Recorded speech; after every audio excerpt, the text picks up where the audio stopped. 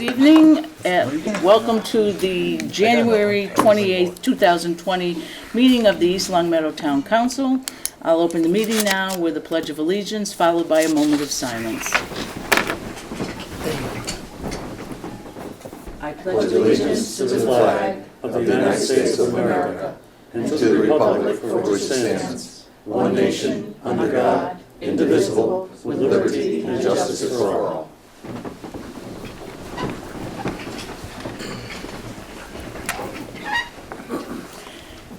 And during our moment of silence, we ask that you keep our first responders and our servicemen and women around the globe in your thoughts.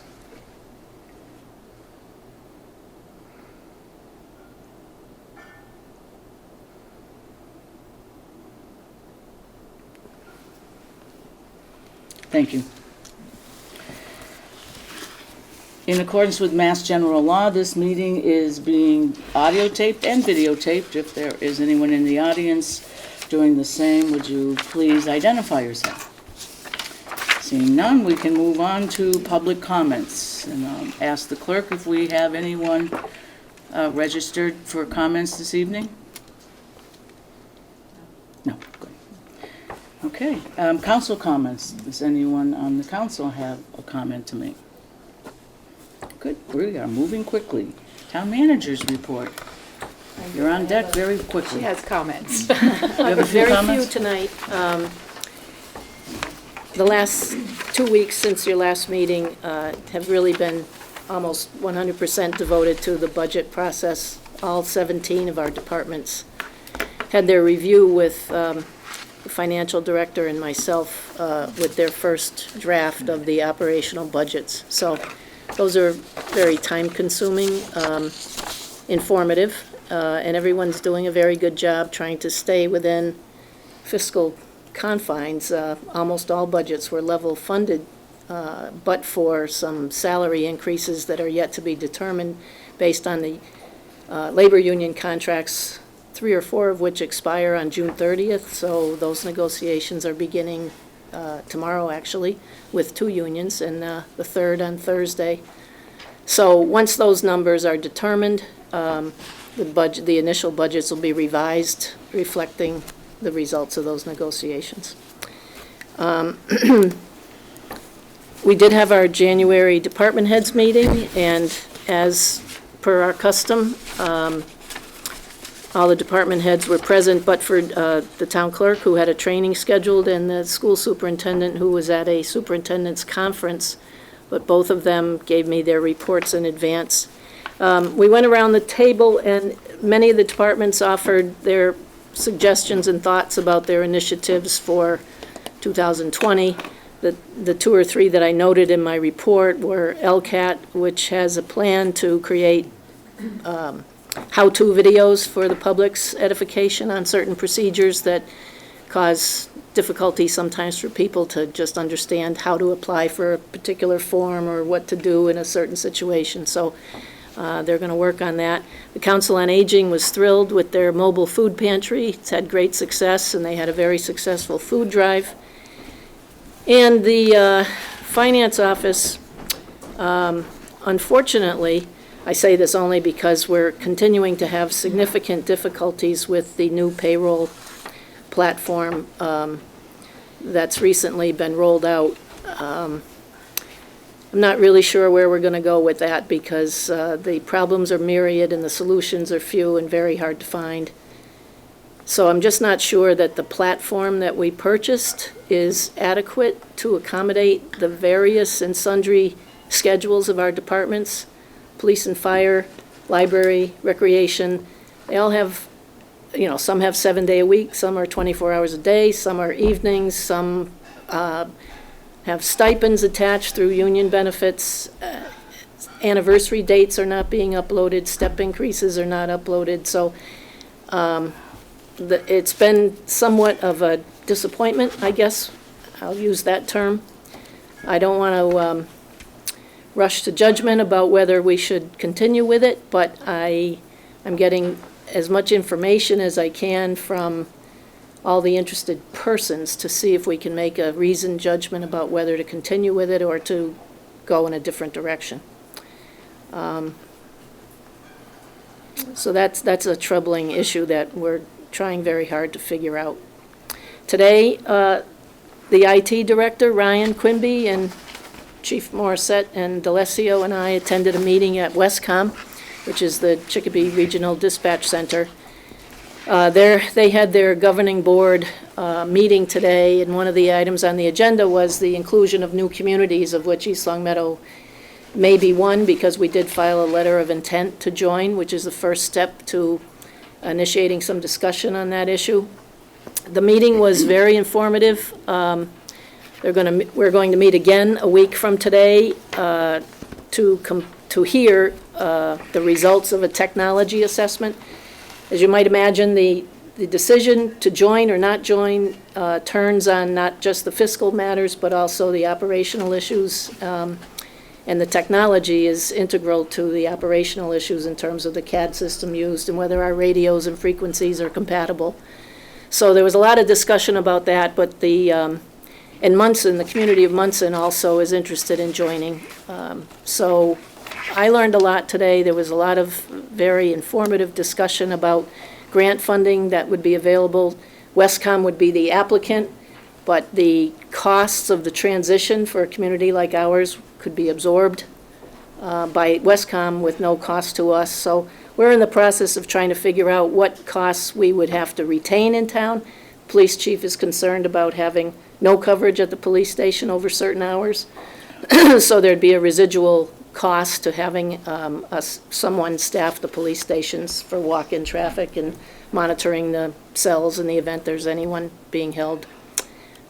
So all those questions are up for consideration, and we'll determine hopefully within a week or 10 days what the best answers are to those. I did appoint Peter Punderson to the planning board. How's that for alliteration? Peter Punderson at planning board.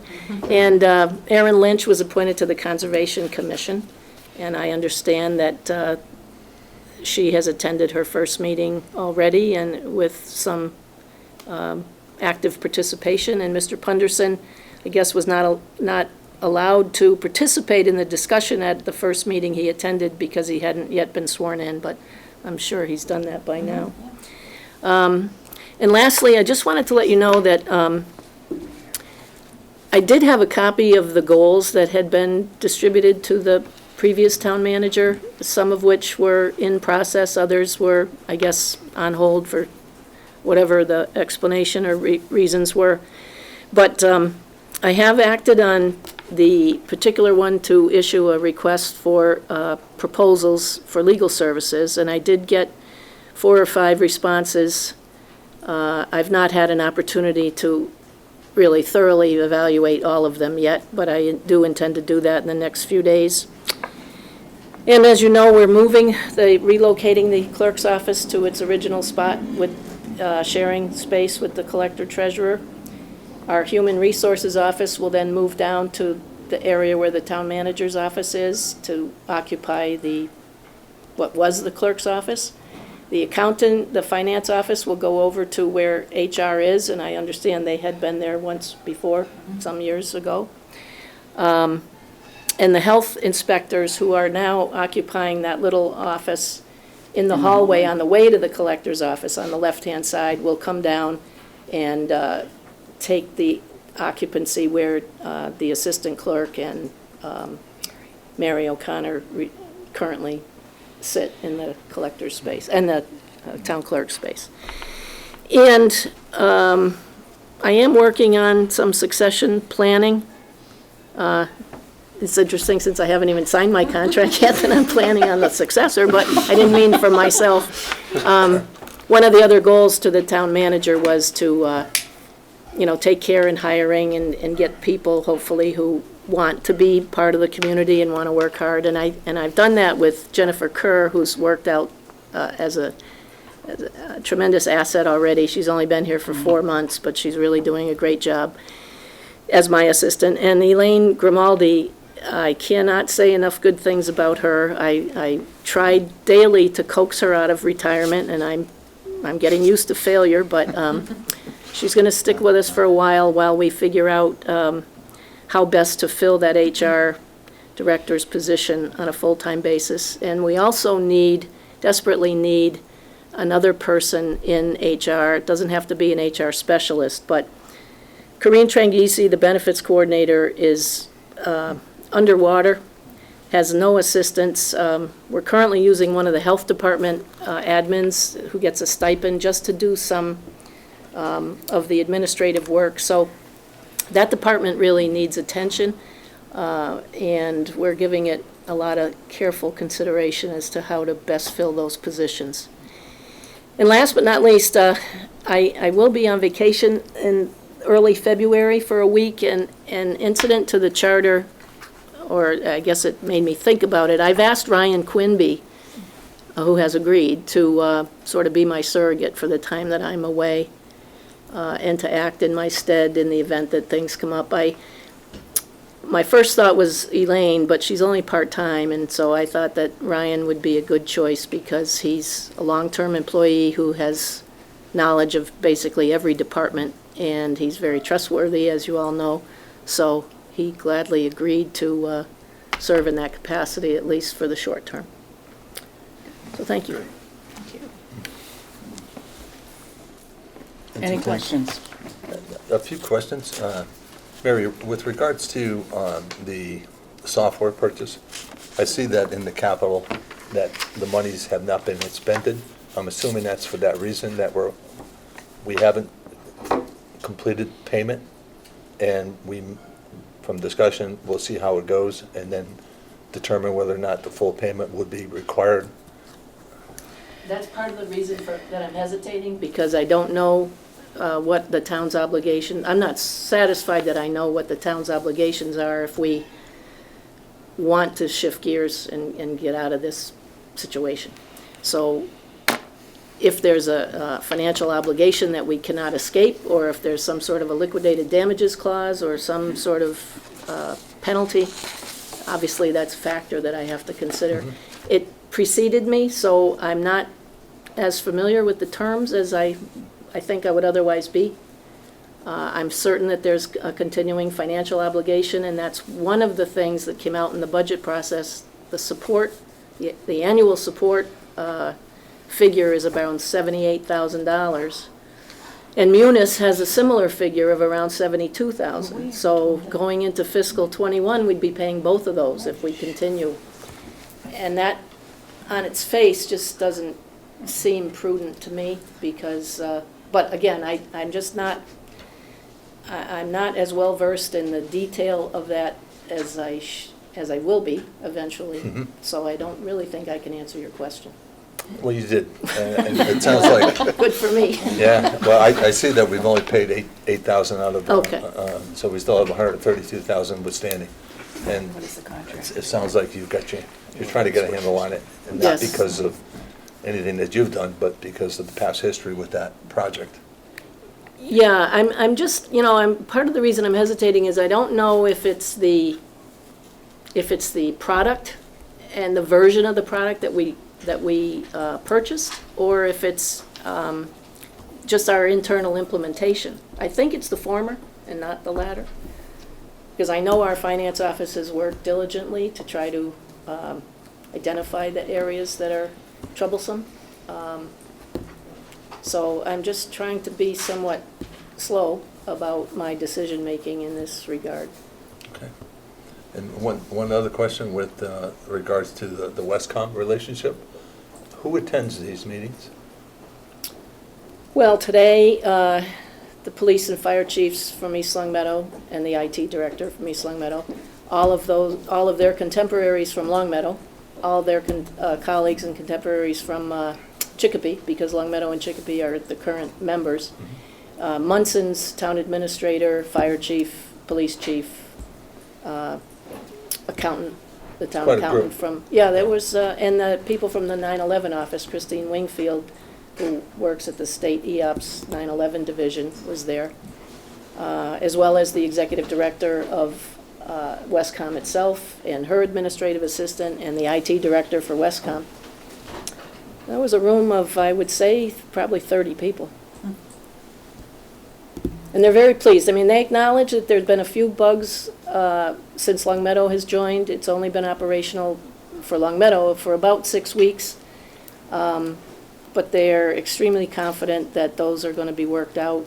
If our target can be met, which my personal target would be July 1, they have 5 more months of ironing out the difficulties, and that will inure to our benefit. So Chief Dearborn, John Dearborn, the fire chief in Long Meadow, is the chair of the board, and he's quite thorough. Today he suggested that we have a progress map, and because he said when Long Meadow joined, they had a couple of issues that came up, and he's hopeful that new communities that join can benefit from the experience that Long Meadow had and not have the same hiccups. So I asked him if we could borrow their plan, and he said we could, so. It's sort of a project plan format? Yes, it's not drafted yet. It was just his idea that we should have a written itinerary of what steps and goals and objectives and so forth and deadlines for same, so. Okay, thank you. A follow-up on the same topic. I hear you say that in addition to East Long Meadow, Munson is at the table with a potential interest. Yes. How many cities or towns could conceivably be managed in this Westcom? Oh, well, they talked today, hopefully that Hamden and other communities beyond the two. So there's more capacity. There's more than sufficient capacity, and it's kind of a goal of the Commonwealth, as I understand it, To regionalize. regionalize, and the more communities that participate in one place, the better.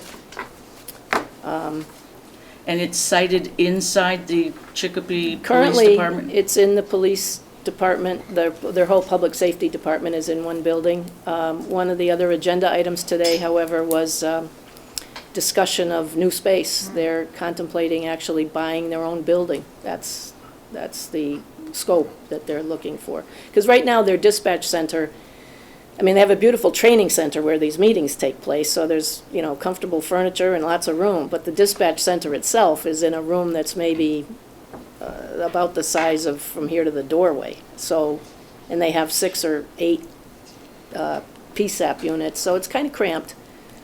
In fact, the director said that one of the reasons they wanted more space was because the supervisors often have to stand over the dispatcher's shoulders, and that's not a good situation, just to make sure that calls are being answered promptly and so on. But, so they're, and that's not the first time I've heard that they want to expand and go elsewhere, so.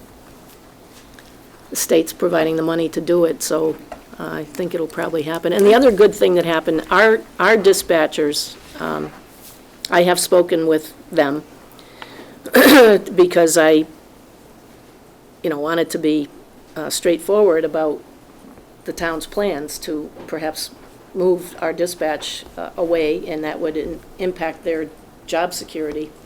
And there's no guarantee that they would be hired in Westcom, but they are looking to expand, and they would certainly interview any and all that wanted to be interviewed.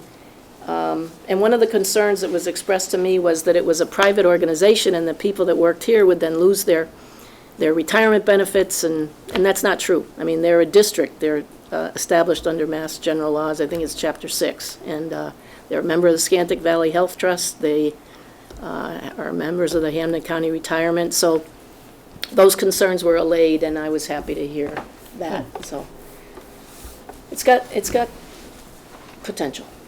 Good, thank you. Any other questions? Just one question. Sorry, I'm going to switch back to accounting. The implementation of the program. Did we put up money for a consultant to help bring this system on board? I thought at some point We do had have a done- consultant's And are they contract. helping with it, or? I mean, Well, would I assume think a Sarah consultant just would came be in, able and to- I think she can answer that better than I. I know there was a conference call yesterday with Okay. the consultant. I don't know if it was the first call. I think it may have been, but I think it might have been helpful. It was an hour or so, I understand. My assistant Jennifer participated also, but I was unable to. Okay. So we do have the contract for a limited number of hours, and I'm sure Sarah can amplify on some of the details of that, but I don't know what I don't know what comfort that consultant gave to Sarah and the other participants on that phone call yesterday. Okay. I mean, my thought is the consultant should know the program inside out and backwards to where they can tell you if it's a software problem or, Implementation. that would be my hope. Yes, and it's not I'm not at liberty to call Sarah up to the table, but I nope. think if you want specific answers on that conversation itself, Sarah, you want, she's the one please come up? to, Right in the hot seat. well, she and I haven't even discussed this yet, because I was not around too much today with this dispatch business, so sorry to put you on the spot. That's all right. So yes, we did have the call with the consultant yesterday, and that's exactly what I asked, is, how much of it is that just because we're new to the system that we just Right. don't understand, or maybe I'm not saying it in the right way, or asking it in the right way, or thinking outside the box enough, and how much of it is a system limitation. So there were a couple of the items that the consultant said that they needed to put their heads together to figure out how to use that within the system. And then there were a couple things that they seemed a lot more assured as to that they would be able to help us with that. So one of them, I had already given them access into the system. The other one, I gave them access this morning into the system, and I sent them a bunch of the files and the information that we had provided also to ADP to try to have them be able to see what's already set up, so then they could figure out how to best help us with our items. But we had a pretty big list of items, and also some of them we said, okay, these items are a bigger deal and are much more important to us, Right. and these items are a little less, but it's just more of a frustration kind of thing. And and some of it is, okay, is it that some things, no matter what, you have to do manual, so maybe we're just used to in our Munis that we have X, Y, and Z is manual, and now in ADP it's A, B, and C, but now X, Y, and Z are automated, and which one, it could just simply be that. So we gave them all of our frustrations and said, here you go, these are the things, and then to see what they'd be able to help us with. So hopefully over the next few weeks, they'll get back to you, you'll know. Yeah, a little bit and better. I'm trying to schedule a call with one of them for either later this week or beginning of next week, and the other one, because there's two of them, one's going to help with the benefit side of it, and one is helping primarily with the payroll side of it. So trying to figure out how to best help us with those kinds of things.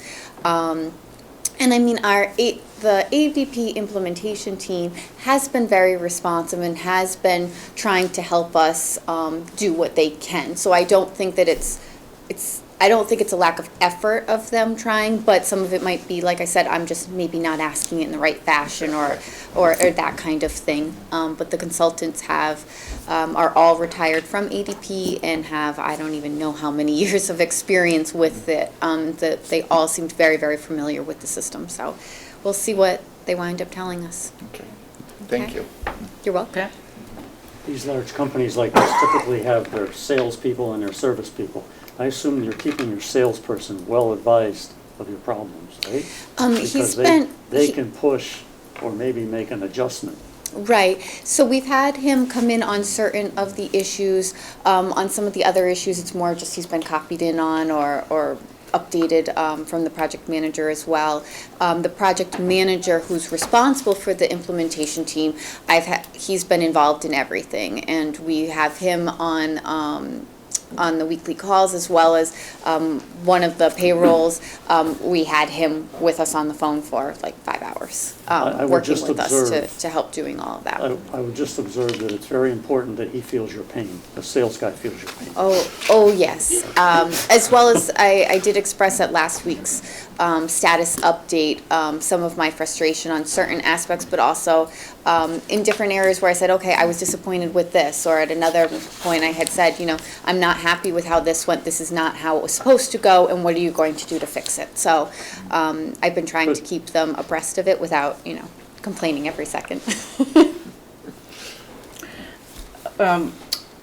Sarah, prior to your arrival, in Mary's report, she made reference to the ADP software and on a cursory level, because she's still studying the contract and whatnot. She made reference to an annual, I'll call it maintenance fee, and I may be misspeaking, of upwards of $70,000+. That might be correct. I'd have to double check the contract, but yes, there was a That maintenance seems- fee. Well, two things, unless I was asleep during a meeting, I do not ever recall that figure being told to the council, that the maintenance contract, and we all understand that with any software, there is an attached annual maintenance.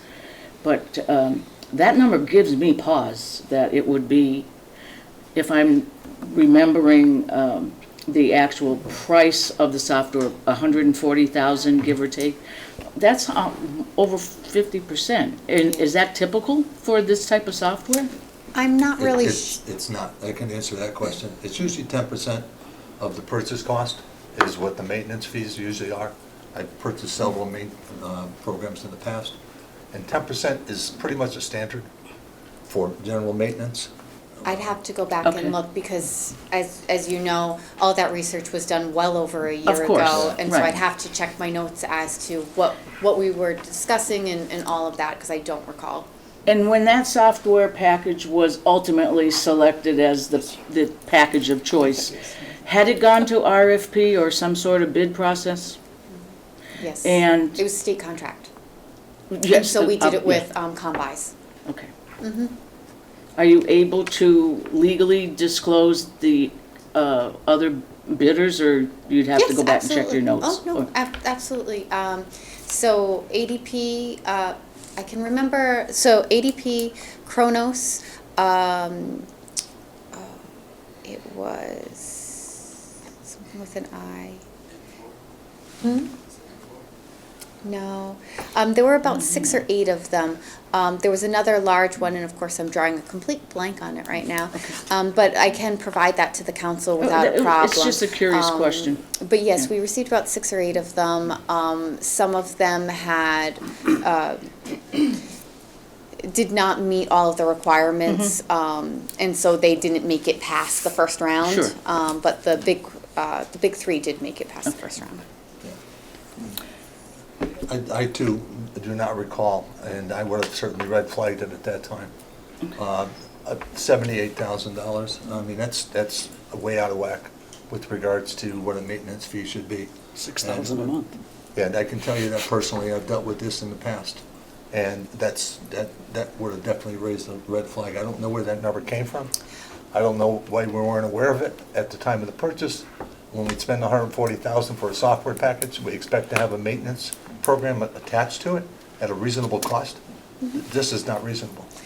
Well, before we get upset over what it is, if I recall, so there's a maintenance for the software, but then because this is a full-service payroll, that then they are also processing the payroll and actually the ones cutting the checks, remitting payments. So we do pay a per-employee cost for every check that's cut, every W-2 that's issued, all of that. And I believe, if I recall, that maintenance cost includes all Okay, of that. well, that's, So well, that makes me feel a I'm little pretty better. certain that that's, if I go back, I mean, I've already seen the first bill for the processing of the payroll, so we're going to have that kind of a fee. Regardless. Regardless. But that was never brought up during the discussions to purchase the software. Right. Like I Okay, said, so I'd have to go back I'm to my sure, notes. I can't yes, I think remember. we can delay the conversation Yeah. for another time, and based on how it continues to roll out. Absolutely. Okay, any Other other questions? questions about the ADP? Hopefully the rollout gets easier. Well, I would only add that another sort of intangible problem, and we haven't really had much opportunity to discuss that, is the willingness to jump both feet into the HR aspect of it is not there, because of the difficulties that we've experienced so far. So From the from the employee rollout of side? the- Yes, and all the ACA requirements from the Oh, gosh, benefits side yeah. of things, there's just a hesitancy that I've detected, that people are just saying, well, if we can't get the first part right, I don't want to go into the second part Sure. Yeah. and get totally overwhelmed. So Understandable. we need to figure out a few things, I Okay. think. Absolutely. Fair enough. Thank you, Sarah. You're welcome. Thank you. Okay, moving on to approval of minutes. In your packet, you have the December 18th, 2019 open session minutes.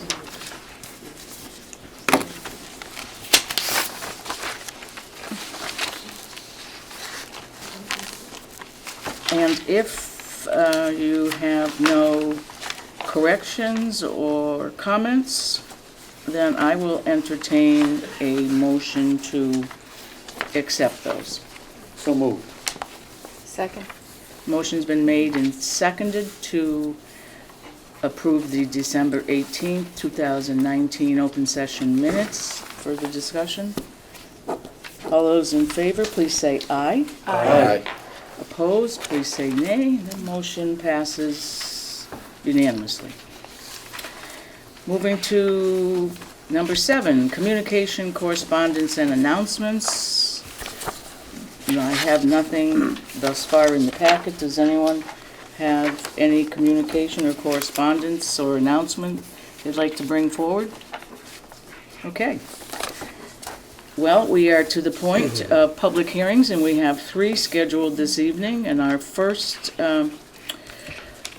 public hearing is a proposed zone change at Rear Pease Road, also known as parcel 33-1-0, from resident AA to industrial/industrial garden park. And this is a hearing that has been continued from December 10th, 2019.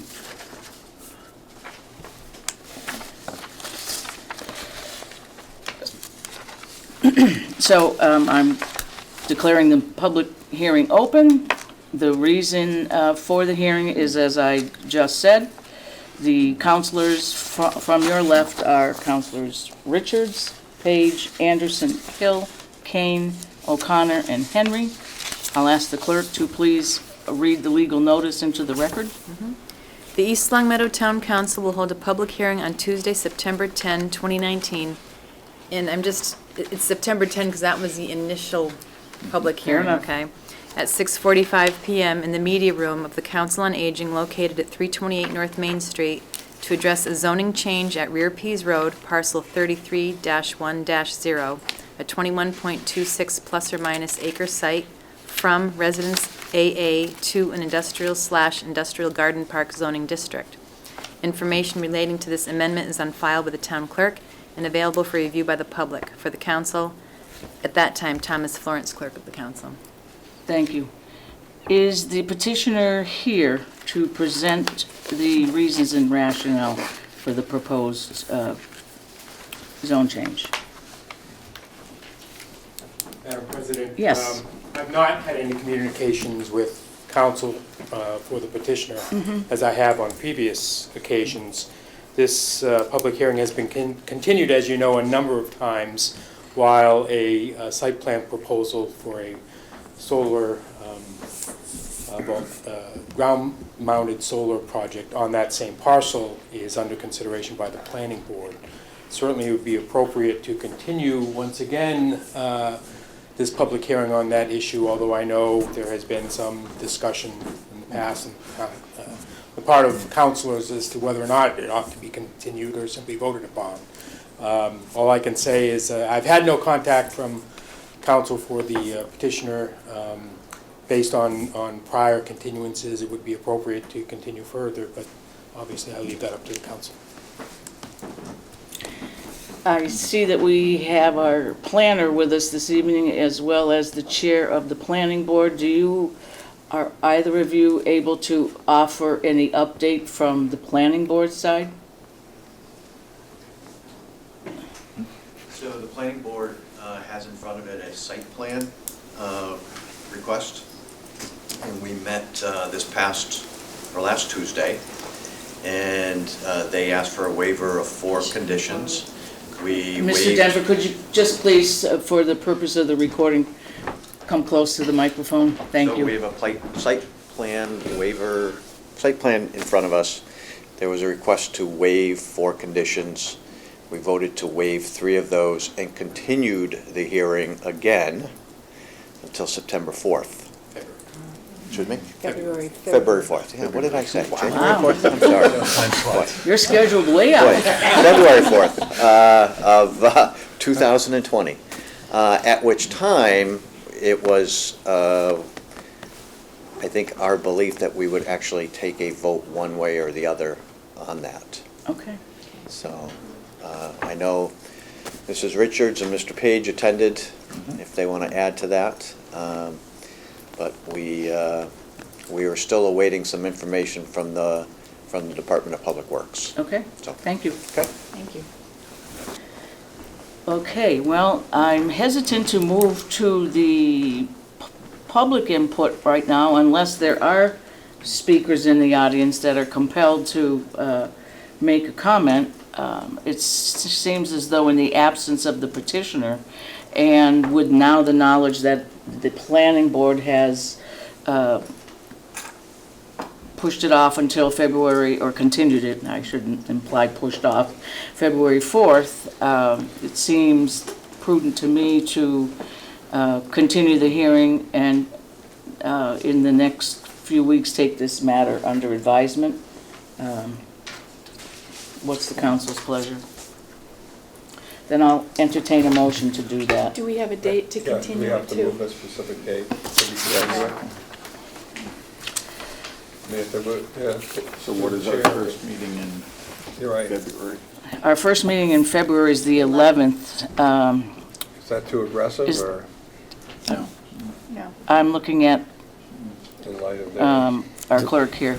Do we want to have this meeting prior to the planning board meeting? No, I don't think so. No, after. So they're meeting on the 4th. Well, our two choices are in February are the 11th or the 25th. Let's say the 11th, 11. Okay, sooner than later. okay, then, I move we continue the public hearing for Zero Keys Road parcel 33-101-0, I'm sorry, to February 11th, At what time? 6:30. 6:30. Thank you. I'll second the motion. Motion's been made and seconded. Is there further discussion? Hearing none, all those in favor, please say aye. Aye. Opposed, please say nay. Motion to continue to the 11th of February passes. Because that went more quickly than anticipated, we are not able to move into our 6:45 hearing yet because we still have 7 or 8 minutes. So I will entertain a motion to move out of order. And because we do have some folks in the audience who can speak to Order 9B1, I would entertain the motion to go out of order to that and then return for the second public hearing. Is that going to be enough time for 5 minutes, or should I we- think so, yeah. All right, then I'll make a motion that we move out of order, that we take item 9B1 at this time, and that immediately thereafter, provided it's after 9:40 or 6:45, that we return to our regular schedule for the item 8B public hearing. So moved. Motion's been made and seconded. All those in favor? Aye. Please say aye. Opposed? Motion passes. So we'll move to financial matters, an emergency capital request from free cash for motor replacement for DPW truck number 72 in the amount of $28,152.83. And we have our DPW Superintendent, Mr. Fenny, with us this evening. Hi, thank you very much for having me this evening. I have with me tonight Darrell Keene, our Highway and Utilities Manager. He is our mechanic expert, I believe, when it comes to our fleet. So the Department of Public Works is looking for the council's consideration for emergency capital funding through free cash in the amount of $28,152.83. This is to replace a truck motor in our truck 72. It is currently a 2009 International 7400 dump truck. Currently has 60,255,000 miles on it. with 5,712 hours on it also. Don't know if you need any further information. I know Mr. Page is waiting, but I can get into details when it happened, how it happened. It was during a snowstorm on December 17th, where we started having problems with the motor, brought it into the shop, hitched it up to our diagnostic equipment, everything else, tried to figure out what was going on. Obviously, after further investigation, the motor was blown. Other than that, I don't know if you guys have any questions? Mr. Page does. I can just see it on his face. I can feel So- it, Steve. You're talking a Diesel International engine. From what I can tell, it's a DT466. It's With- no, it's a Max Force. It's not the DT466. It's not the DT. No, I wish it was. So Unfortunately. what are you looking to put in its place, considering this one's only got 60,000 miles? Unfortunately, International, that's the only replacement they have. It's the Max Force motor. Unfortunately, the replacement It's is the the junk Max Force. motor. I'm not saying it. I'll say it. I have 3 more of these, and I'm praying to God. I'm keeping my fingers crossed. When International and the U.S. came out with the emission standards for these vehicles, In 2009. yeah, it was, International had the latest and greatest and genius idea with the EGR and the particulate filters. But they went the EGR system with the particulate to burn all the soot. Everyone else went with the DEF fluid. International has bombed on that platform.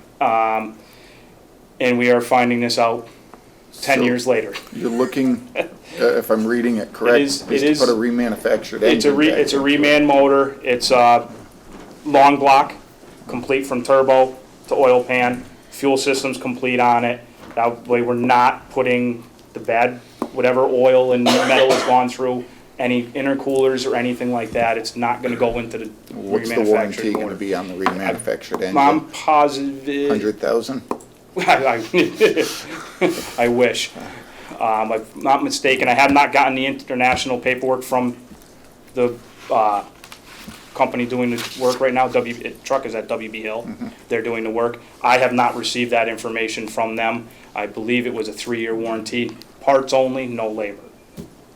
So, Any mileage? I mileage didn't or see, hour I have not maximum? seen the paperwork itself right I'm now. sure it's gonna be 3 years or so many It's usually miles. 3 years. And we don't have that I information. have not been handed the paperwork from International, from WB Hill at this moment in Typically, time. this is a '09, it's 19, so the truck's 10 years old, and there's only 60,000 miles, so Mm-hmm. usually the mileage isn't the factor here with the town truck. Right. We It's have just, it's a lot of money considering you're looking at a It's- $100,000 truck, you're looking a third of the cost of it to put. Mm-hmm. Well, typically, that vehicle was purchased, I believe, about 170,000, I believe we paid for that truck, roughly.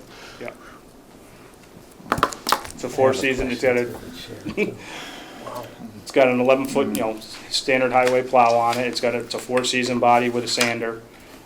Which is all usable. Oh, yes, yep, and just. We have other trucks in the yard too that are almost 20 years old. Those are gonna be on the capital list for this year, so. We do obviously our maintenance twice a year, so it can't be the maintenance. We're changing our oils twice a year, for the past 4 years since I've taken over the maintenance. So our services and everything else are excellent, so. I don't think it has to do anything with that. I think it's the manufacturer and the I system agree with you itself. I'm gonna 100%. agree with you 100%, it's the Max We Force have engine. stepped away from International, I no longer buy them vehicles from them. It was unfortunate, we had a stent there, I believe 2009, 2010, and we have truck set 1972 and 68, that's that era. And those 3, that capital year, we bought those 3 trucks, and we, knock on wood, we've gotten this far, but like I said, I've got 2 more, at least 2 more that are that same generation. Do we Which know the scared the mileage on the other two? Scared of living daylight. If it happens again, I'm parking them. Mr. King. I've had a little bit experience with that particular engine and that model truck, and I would only ask that if you guys would be on the same page, possibly, of if, once that truck's up and running, could there be any kind of exit strategy? Because these issues are prone to happen again with that particular motor, and maybe consider a MAC? We have bought, our 2 new trucks that we do have right now are Max. Yeah. And what's your experience with that? Right now, I've had no problem with our Max. I'm very, very happy with them. So I would just ask you to take... New emissions on any vehicles are twitchy. If anyone knows the newer trucks and the newer diesels, we are, other than our big trucks, I'm pulling away from them as we buy them. If we can get in our utility trucks, I no longer try to get the diesels. I try to get a gas motor in them because you can't let these trucks idle. You cannot. It's a whole new ball game compared to what it used to be. 20 years ago, you started up in the morning and you let it run all day. Now you start it up in the morning, you can't let it run more than 10 minutes unless you're driving that vehicle. Right. Our Max have been flawless. So I just, that's what I was saying, maybe we could All right, just the put that out there strategy for will be consideration obviously, once that truck becomes operational again. there are other 2 vehicles that are the same year, the same generations, obviously use them sparingly, and get them on our capital plan replacement list, and use them sparingly when we need to use them, until we get rid of them. Well, it could be traded, traded Well, toward a absolutely, MAC, yes, you know. absolutely. They do have value to some people. but Right. We are prone to the same problem we're having right now at any given time, even with a remanufactured Right. motor in that truck. So it's not just the cost of the motor, but the downtime, especially when you're in storm season and you need it for pushing. So something to think about. Thank you. Mr. Chair, with regards to the use of this truck, is it 100% highway? Is it water? Is it sewer? It is truck 72, I don't have that, I think that's I highway. believe that's all highway. It's all highway, So 100% is highway? yes. Yes, I'm almost positive that one's all highway. Almost positive, or you're sure? I am Say, sure. Okay. I'd The have to reason look I at, I'd have ask to is- look at Truck's gotta be- my. The reason I ask is you have funds set with highway, water, For and sewer, where you could take the monies out of without coming for free cash. Right. Yep, And that money's not available because that truck is not used in those departments?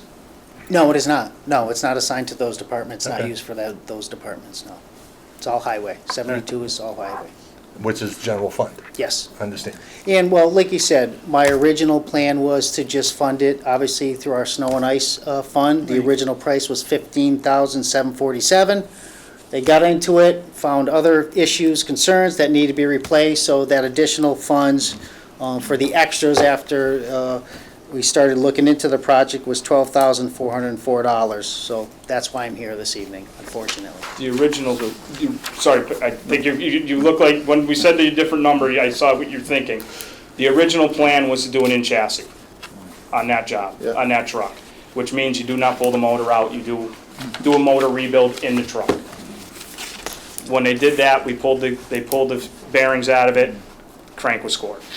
Right. Pulled the camshaft was scored. All the lifters were scored. It just like a melting pot. It just started falling away. And then that's where it became the labor intensive of now we're pulling the hood up. Obviously the hood was off.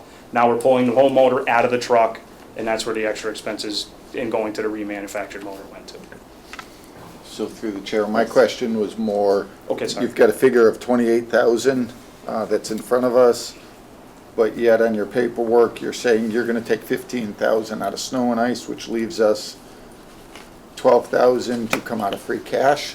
So Per are the you recom- actually per the- asking for 12,000 tonight? I'm looking for 28,000. My original plan was to ask for the 12,000, but per the town accountant, based on the balance in snow and ice, she is recommending that we fund it all out of free cash. Well, considering if snow and ice is the only fund you can run in the red, and that money comes out of free cash later on, I'm just like I I said. agree with the accountant.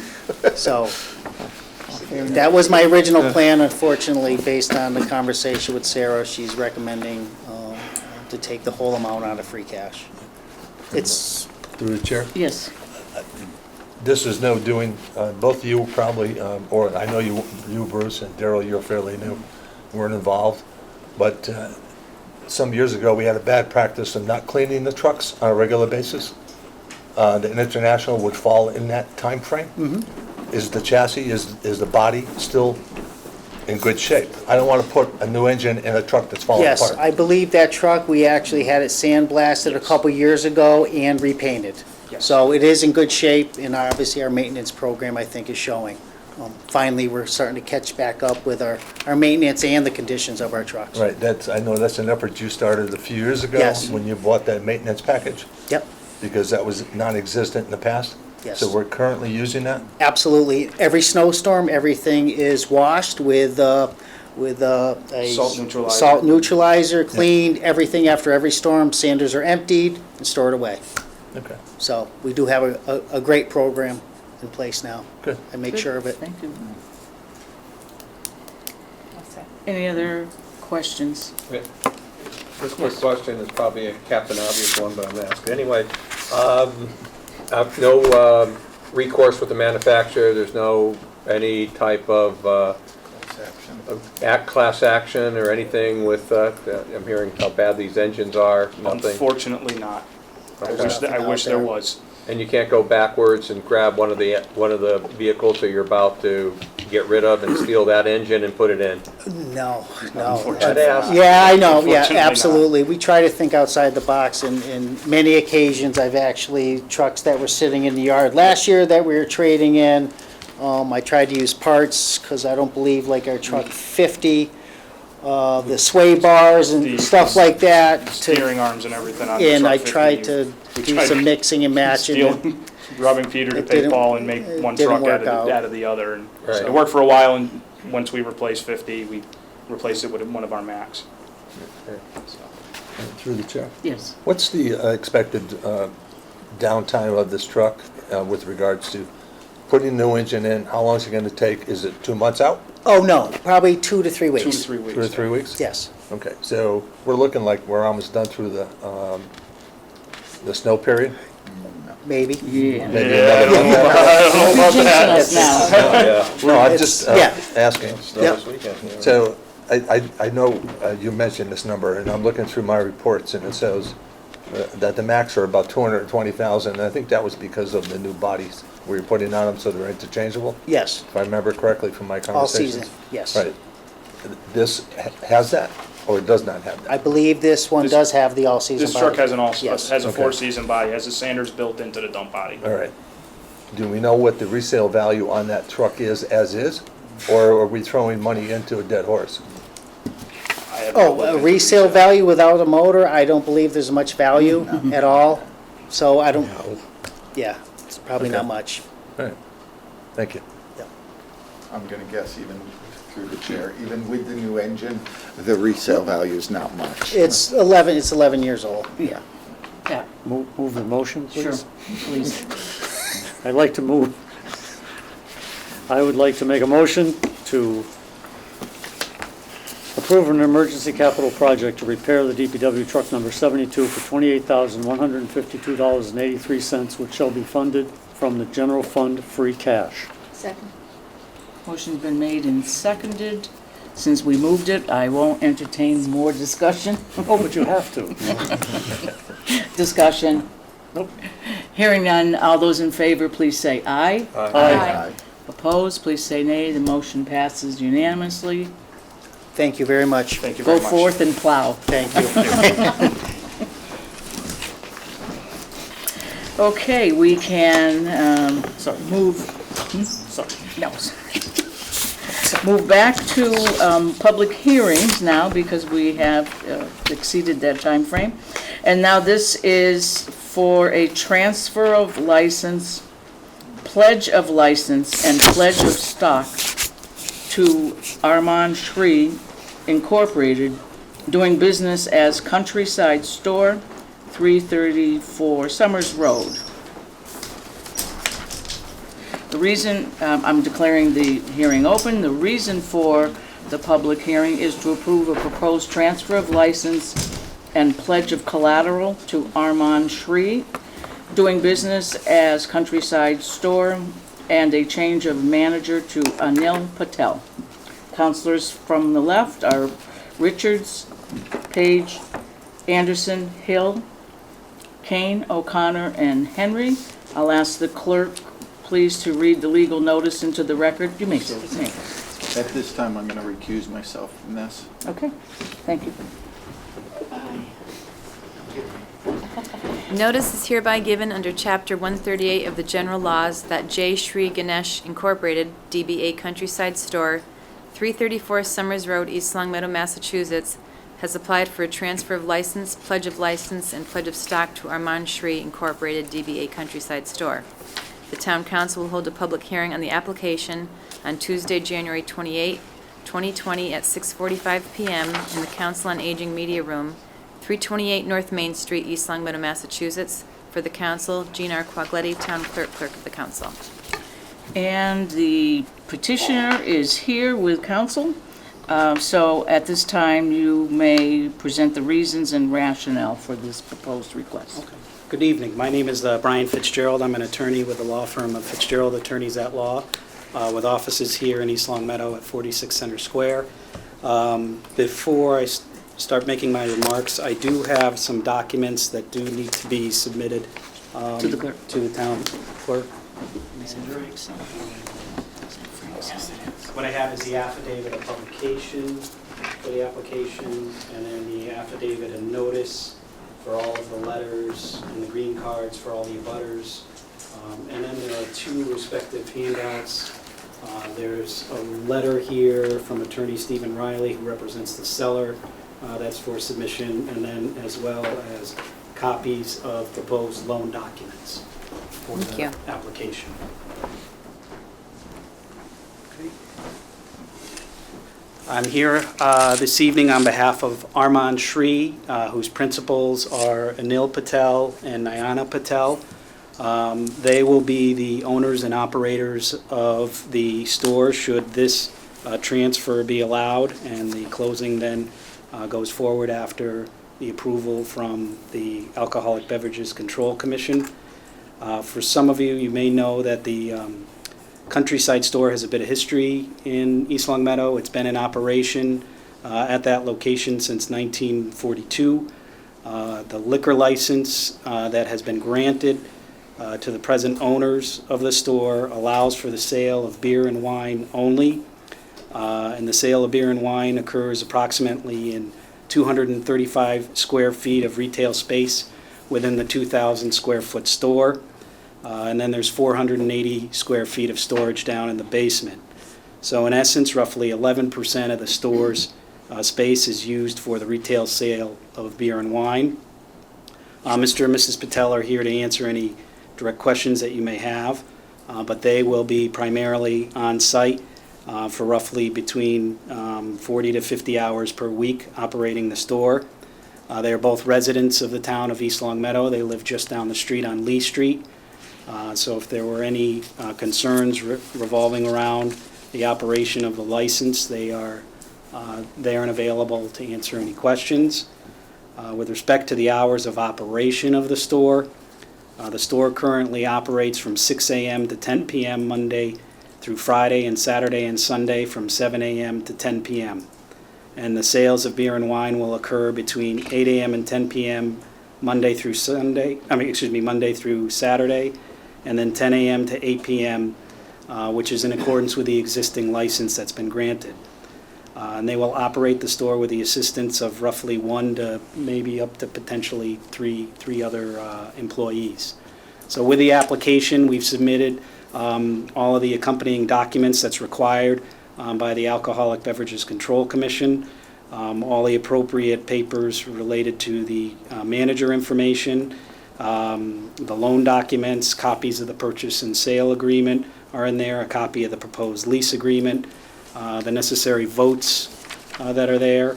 And then this evening I submitted the affidavit of notice of mailing to the abutters, and as well as the publication.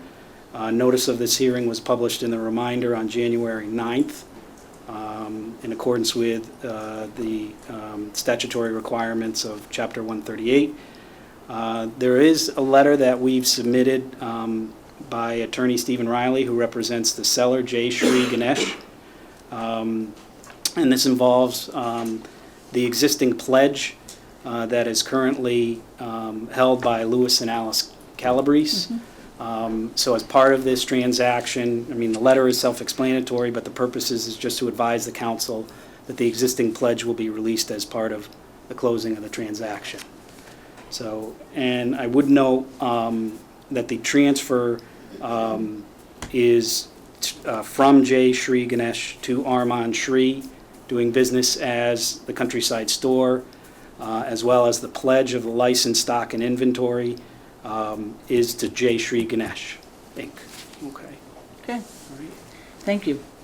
At this time, folks in our audience have an opportunity to offer some input.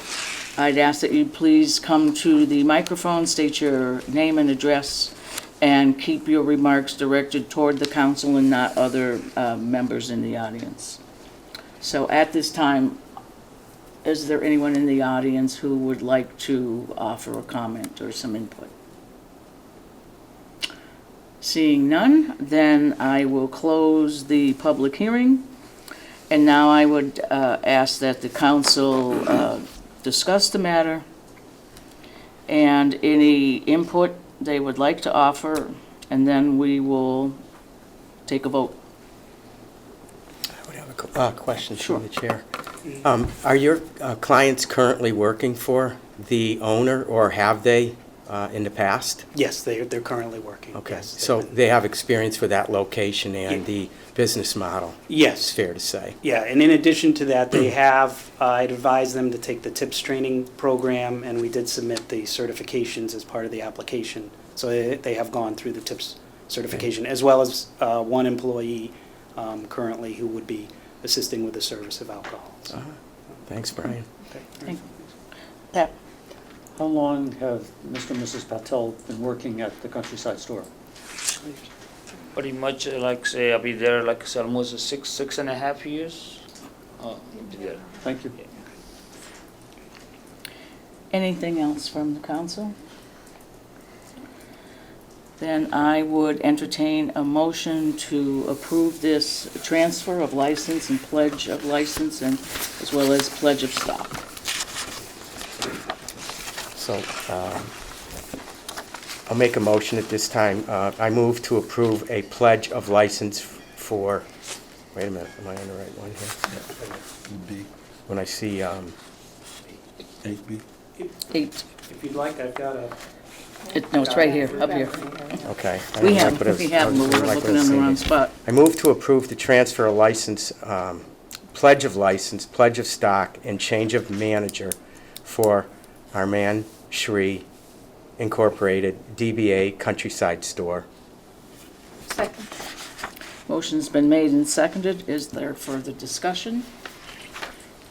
Hearing none, all those in favor, please say aye. Aye. Opposed, please say nay, and we have one recusal. So the motion passes unanimously, and congratulations. Thank you. Thank you so much. Good luck. Best of luck. Okay, moving on to, yes, we can do this. A proposed bylaw addressing liquor license rules and regulations. This is a second reading, and I will declare this public hearing open. The reason for the public hearing is a continuation of the hearing from January 14th, 2020 for required second reading for the proposed bylaw for liquor license rules and regulations. We are required to read this in its entirety again, and so I am looking for a volunteer to do that. Mr. Anderson can oblige us. And this is front and back. Oh, lovely. The front and back part. Ready? I just want to make sure I have the right one. This is 6.050? Yes. Yes. All right, so we have to start here. Okay. Okay, so where am I starting? Right from the top. Okay, what about this part? That's gonna go after. Okay, ought to read it. All right, proposed bylaw for the town of East Long Meadow, 6.050 liquor license rules and regulations. A, all establishments serving liquor shall abide by all requirements of Massachusetts general laws and regulations of the Alcoholic Beverage Control Commission. In addition, the local licensing authority, LLA, which shall be the town council, requires the following. 1. Last call for service of alcoholic beverages or drinks shall be 30 minutes before closing. 2. Police shall be contacted promptly in the event of any altercation that becomes physical. B. The LLA may, after deliberation and hearing, impose penalties for violation of any applicable regulations and laws, including but not limited to the following. 1. Sale of alcoholic beverages to person or persons under the age of 21, permitting person or persons under the age of 21 to consume, furnishing, or causing to be furnished alcoholic beverages to person or persons under the age of 21. 2. Absence of manager or substitute manager of record on the licensed premises. 3. Failure to call police for a physical disturbance on the licensed premises. 4. Sale of alcoholic beverages to intoxicated person or persons. 5. Failure to comply with last call requirement. 6. Sale and or consumption of alcoholic beverages after closing time, whether by the public or by employees of the licensee or friends of the licensee's employees. 7. Service while on duty. 9. Substitution of brands of alcoholic beverages. 10. Failure of licensee or employee or employees of the licensee to permit inspection of the premises by the East Long Meadow Licensing Authority or its agent. 11. Sale or possession of alcoholic beverages not permitted by license. I assume that's permitted by license, right? That's Yes. the correct word. 12. Keg registration violations. 13. Misrepresentation of material facts on an initial license application or renewal application. 14. Presence of licensees, managers, or employees on the licensed premises while in an intoxicated condition. And 15. Knowing allowance by licensee, manager, or employee of the use of licensed premises for the purpose of engaging or promoting any illegal activity. See hearings. 1. Upon notification to the LLA from the police chief or other law enforcement source that a violation has allegedly occurred on a licensed premise, the LLA will consider whether or not a reasonable basis exists to conduct a violation hearing. If it is determined that a reasonable basis for a violation hearing does not exist, the LLA shall so inform the licensee and reporting source. If it is determined that a reasonable basis for a violation hearing exists, the LLA shall send written notice via United States Postal Service to the licensee setting forth the alleged violations, and probably redundantly pluraled here, Yeah. and a hearing date. Item 2, a licensee may be represented by an attorney or other trial person, but need not be. And 3, hearing shall be conducted informally without the application of the rules of evidence or the need for testimony under oath. D, penalties.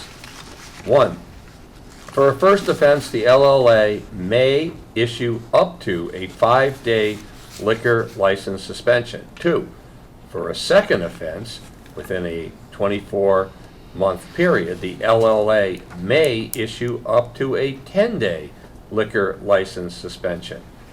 3, for a third or subsequent events within a 36-month period, the LLA may authorize revocation of the liquor license. 4, notwithstanding the above, the LLA, in its discretion, determine on a case-by-case basis whether any such suspension or revocation should be issued or held in abeyance or served. The LLA may, in its discretion, issue a letter of warning to be added to the licensee's file. 5, if a subsequent violation occurs during the period of any suspension and/or abeyance, licensee shall serve any period remaining in suspension or abeyance on the violation previously adjudicated and will face an additional penalty for the new violation. The LLA shall have the authority in its discretion to issue a more severe penalty, including but not limited to revocation of a license for a first offense upon determination after hearing on a particular violation or violations that a licensee constitutes a threat to public health and safety based upon said violation or violations. So, read this next. Yeah. It continues. Proposed bylaw for the town of East Long Meadow, liquor license rules and regulation. All establishments serving liquor shall abide by all requirements of Massachusetts. That's what I'm reading. I thought it sounds like a deja vu moment here. This was just an We're update. finding. Okay, so I'm okay with what I You're read? good. Yep. Okay, counselors from the left are Marilyn Richards. Marilyn Richards. I had a pause. Richards, Page, Anderson, Hill, Kane, O'Connor, and Henry. I'll ask the clerk to please read the legal notice into the record. The East Long Meadow Town Council will hold a public hearing on January 14, 2020 at 6:30 PM in the media room of the Council on Aging, located at 328 North Main Street, for a proposed bylaw addressing liquor license rules and regulations. Information relating to this bylaw is available for review by the public in the town clerk's office and on the town's website, www.eastlongmeadowma.gov. For the council, Jean R. Quaglietti, town clerk of the council. Thank you. The applicant, in this case, it is the East Long Meadow Town Council, will now present the reasons and rationale for the proposed bylaw. Can we have someone from the bylaw committee just repeat again the rationale? From the bylaw committee, certainly. The proposal was made in connection with the updating of our liquor licenses to actually set forth some bylaws for our town, not just the ones that are in the Massachusetts general laws and the ABCC. The licensing commission met. The licensing commission looked at different other towns, including Springfield, and revamped some of these other towns into this particular format of license rules and regulations. The licensing committee passed this on, as per our town council rules, to the bylaw commission. The bylaw commission had its look at it, determined where it should go in the bylaws, and had it made slight changes to it. It was then sent to council that made more changes to the wording itself, and it's now being presented for the second time to the public before final vote. Okay, thank you. At this time, the public has an opportunity to weigh in, and again, I'll ask speakers to please come to the microphone, state your name and address, and kindly direct your comments only to the council. Is there anyone here wanting to do that? Thank you. Could you clarify one point of it at the conclusion of the public hearing?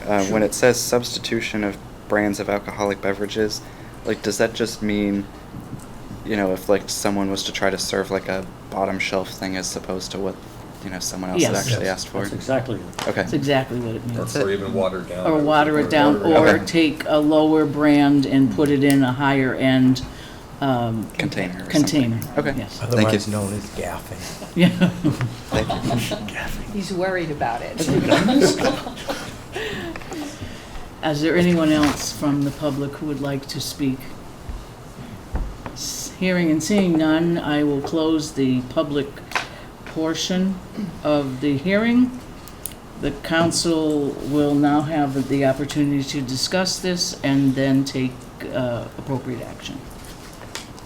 Any further discussion? So through the chair, I'm assuming by the letter that all liquor license holders received a copy of this? Yes. So that they had the opportunity to come and speak if there was any concerns or correct. questions or anything. And I don't believe we had any at the last We did meeting. not. We had Connor tonight.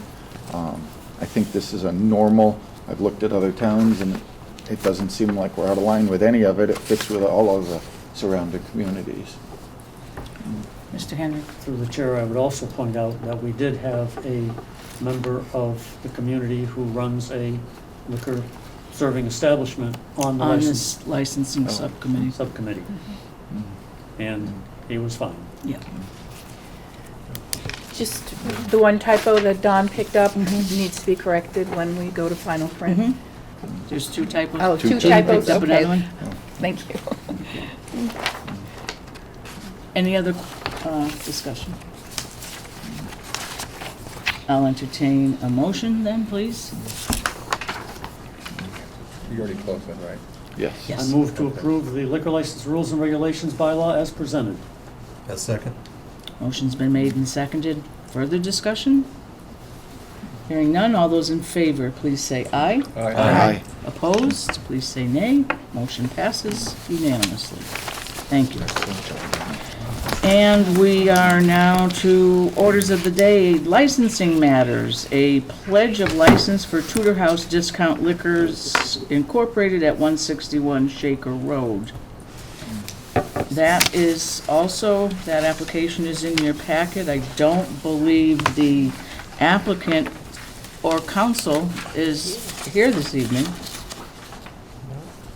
Were they notified? Yes. They were notified, and I had asked also for him to explain the purpose of the application, since we had just approved the transfer. Mhm. So if I may read the email that he sent me? Certainly, please. It was in your electronic packet you got on Friday, but if you'd like, I can read it to you. Sure. At the time the transfer application was filed, there was no request for a pledge to be approved because my client's lender, his brother, didn't want one. Subsequent to the transfer, the lender consulted with his attorney, who then suggested that a pledge be procured as additional collateral for the loan. The lender then requested that we obtain the required approvals. My client's brother's attorney requested that the pledge be approved after the transfer was approved. Okay, so has the original transfer occurred? It has not, I don't think we got the approval back from the ABCC yet, but it was approved by this council. Yes, And but- forwarded to the ABCC. Okay, so is the intent in those last remarks, do you read that as approved by the town council or approved by ABCC? I think it infers the town council, because that was my initial question. The council just approved the transfer, and why wasn't this included with that package? I was anticipating questions from the council.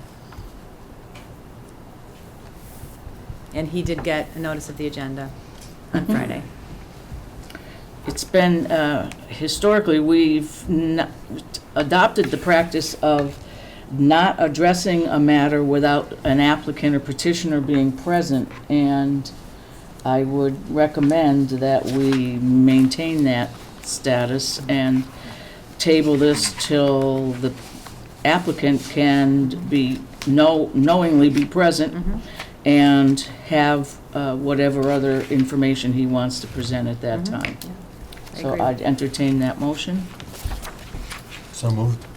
Second? The motion's been made and seconded. Is there discussion? Pat? Through the chair, I would hope that we would have notice that the transfer has actually been approved before We go forward again. going Yeah. forward again. So, Gina, do you know how long it takes typically the turnaround between It's a local and the ABCC? faster than it used to be, because they've hired more staff at the ABCC.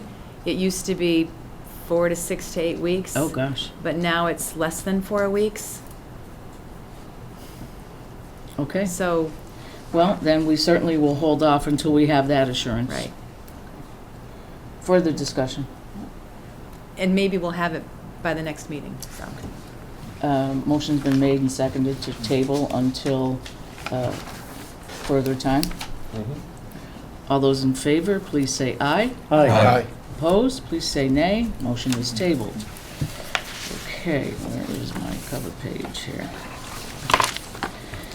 We are into financial matters, and we've already completed the capital request, so now we are to the quarterly and capital projects budget report for fiscal '20. Again, our finance director, Sarah Menard.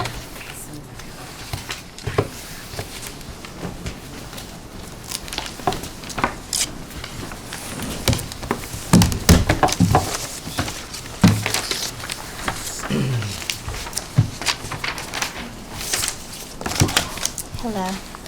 Good evening. Again. Again. Okay, so you should have in front of you the revised capital projects financial report. So I tried to add a couple of things to make it a little bit easier for everyone and anyone to be able to understand the report. So actually, I'm going to skip the first page because I think the second page is the better one to start with the capital project narrative. So this gives a high-level description of the capital process and how it works. Are there any questions on that narrative? That was beautiful. Okay, I great. think it's very helpful. It's Very helpful. Oh, good. Good, I'm glad. Then if we go back to the first page, it is essentially the legend for the report itself. So it describes each of the column headings and gives you a brief definition of each.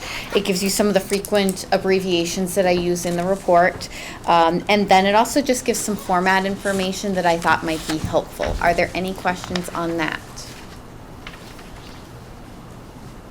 Through the chair, not really a question, but a comment. If I look at funds turned back, Mm-hmm. and I try to add that column in my mind, it adds up to over $200,000. Is that figure for this year? No. Funds turned back? Okay, so some of the older projects, it's there for other years. Correct. Thank you. You're welcome. And remember, anytime that there are when people are presenting their capital, they are putting together that capital many months in advance of getting the approval and then actually then going out to bid or getting the work completed. So it is their best estimate based on the information that they have as to how much that it will cost. Sure. So as you know, sometimes we see significant savings depending on how either the market goes or if we're able to get a state contract or things like of that nature. Any of the funds that aren't used are therefore turned back, and that essentially goes into our free cash at the end of the year. So it is then used, because a lot of the times we use free cash to fund an emergency capital like we did tonight, or in the past we have actually funded some of the capital items straight out of free cash like we did the year before last. So it's not that that money gets lost or anything of that nature, but it does stay there. Okay?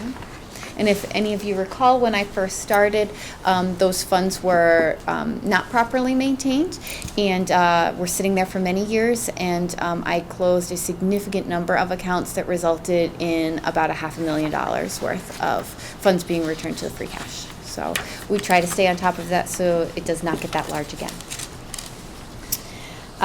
So if we then move on to the third page is where we have the projects. And just for the audience, I'll just briefly describe what we're looking at. The first column is the fiscal year that it was approved. It was requested that I group them by fiscal year, so I tried to do that essentially by whatever year the oldest amount of the funds were. So for an example, we have a sidewalk fund that the town council and other departments have talked about on numerous occasions, and that is the fund that we use to put aside money because it's just too expensive for the town to be able to put in sidewalks all over all at once. So we have this fund and we make contributions to it, usually on a fairly regular basis, and then once we have enough in there, then we do whatever project, whichever sidewalk project is needed. So what I have done is I've shown you, therefore, of the funds that remain, what years that it still relates to. Then the next column, we have the fund number, which really does not translate to a lot for you, but for me, it makes it easier to track where in my accounting software it is, and then for departments when they are spending it, that's the fund number. The next is a brief description. In that description, I generally take off of either the town warrant article that it had been, or then since we've switched forms of government to the town council, then it's usually on that budget presentation where we have all the capital descriptions. The department responsible, that's generally the department who initially presented the project to whichever body and is the one therefore managing said project.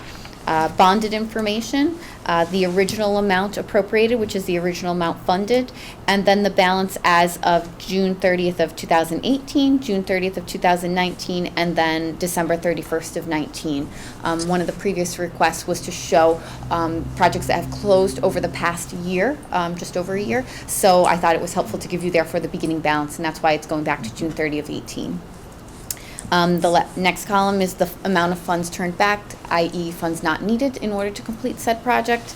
And the last column is a comments column. And that column I receive from the departments. I reach out to the departments that are responsible and I ask them for information about the status of any of their projects. Does that make sense so far? Mm-hmm. Okay. Now, I'm not sure, because it is 4 pages of projects, I'm sure you don't want me to read to you. That would not be very exciting for our viewers either. So I don't know how the council would like me to approach. I think it's probably most efficient if we have questions to direct them only to those spots. Absolutely. Great, can I start? You can start. I can tell that you have that question I'm going to start with the face. second one down, which is, it was appropriated at town meeting in 2003 for year 2004. It's a sewer discharge meter. Mm-hmm. We originally appropriated $156,000. And it says under comments that it is expected to go out to bid in 2020. So my concern is, we're talking 17 years. I'm assuming when this money is allocated that it basically is sitting in a fund waiting to be spent. So it's encumbered.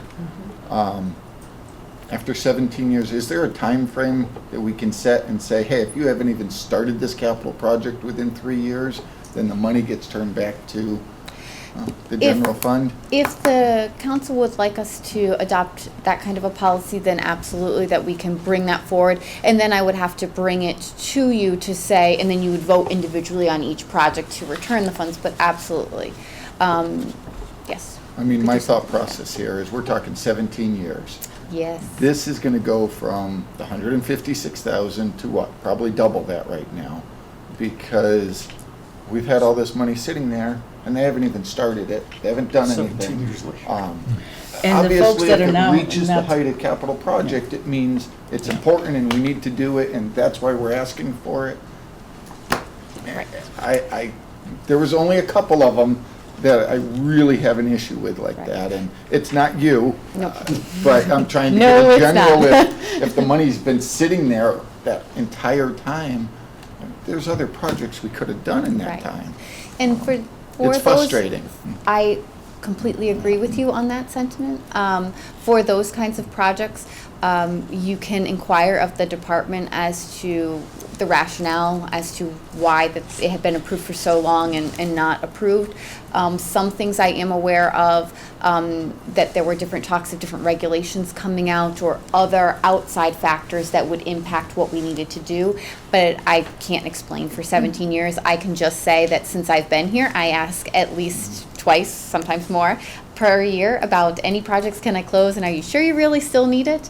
But I cannot force anybody to close it if they deem that they are not done what the project was approved for. But it's more than likely that if it goes to bid now, we are looking at conceivably double or more than, yeah. Logic would support that thought.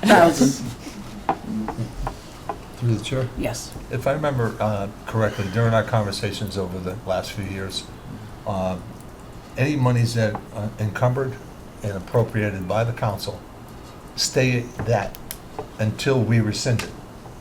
So is there a way, and it looks like we might have a column to do that, so that each year, if we have funds that aren't expended from a capital project that hasn't even been started, we have the authority to rescind that fund if the project we deem is not something that is that important and should move forward. Absolutely, if that's Right. what the council wants to do going forward, I think that's absolutely, important. we could Yeah. do that. I do think that if that is what the council would like to do, that, that we should have whichever department is responsible They should be weigh able in to on it. answer any questions, to give you information on that, and then if, depending on if you're satisfied with the answer or not, to then make the choice going forward, but absolutely, we can do that. Yeah, as Councilor Page pointed out, there are a number of other ones in here that go back several years where the monies had not been expended as well. And when we start to look at the total, that really, it gets up there to $500,000. Absolutely. That's a lot of money. It is. The only thing that I would request is if that is what the town council wants to do, that when the rescind is done, is that the money goes back to its original purpose. In a long time ago, well before me, sometimes that then at town meeting or whatnot, it was suggested to then repurpose those funds for something else, which makes it very hard to trace where the original sourcing was, and it just gets very confusing. So I'd like it to be a bit cleaner and just we put it back to where it originally came from, and then you vote out of free cash or out of the capital budget for the next year instead of trying to repurpose and combine 3 or 4 projects to come up with enough for another, just for ease of accounting. Makes sense. Just a quick additional question on that same subject line Yes. item. You know, the original amount was 156,000, and there's a difference of approximately $6,000 to less in the most recent balance, which was December 31st, 2019. Are there costs that are incurred when you're putting your bid specs together and going Yes. out? Okay. Yes. So that's what would the situation be? Most likely, but if you want to wait one moment, I can tell you exactly what it was. It was within the last 6 months of the Right, year, so right. that's exactly what I thought. It's probably what it is, I just Yes. was curious. So, what we have spent so far has been to Stantec Consulting Services. So it looks like we have used them so far for the North Main Street meter pit, is what they both say.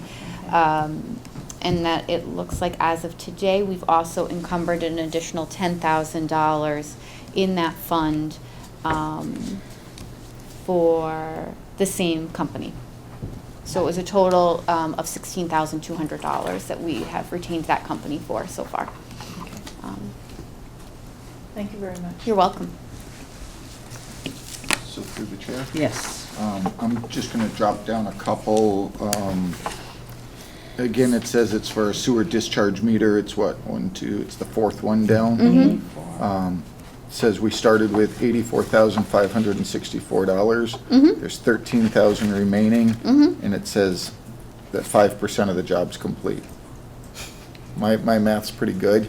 And that's not 5%. That's a lot more than 5%, so I'm assuming if only 5% is complete, that they're gonna have to come back to us and ask for a huge chunk of money to subside the other 95%. I don't know, you'd have to ask the Is it department. possible that it should say 50%? Because 13, oh no, I'm looking at 27. No, so 13 on I 27. do recall for this one that, that they were doing different pieces of the sewer that they could, that would still meet that description. And so that's why you've seen between 18 and 19 that it dropped substantially. But I wonder if they had completed that first phase, and now they're talking about the second phase, and that then they're using that 13 plus the 150,000 up above. But you'd really have to talk to the department to know for sure. I can't really answer that. So through the chair, is there any way we can request the department to be at our next meeting to go through a couple of these? There certainly is. I just have to ask them. Yeah, through the chair. Yes. As Councilor Page pointed out, the one below it is pretty much the same thing.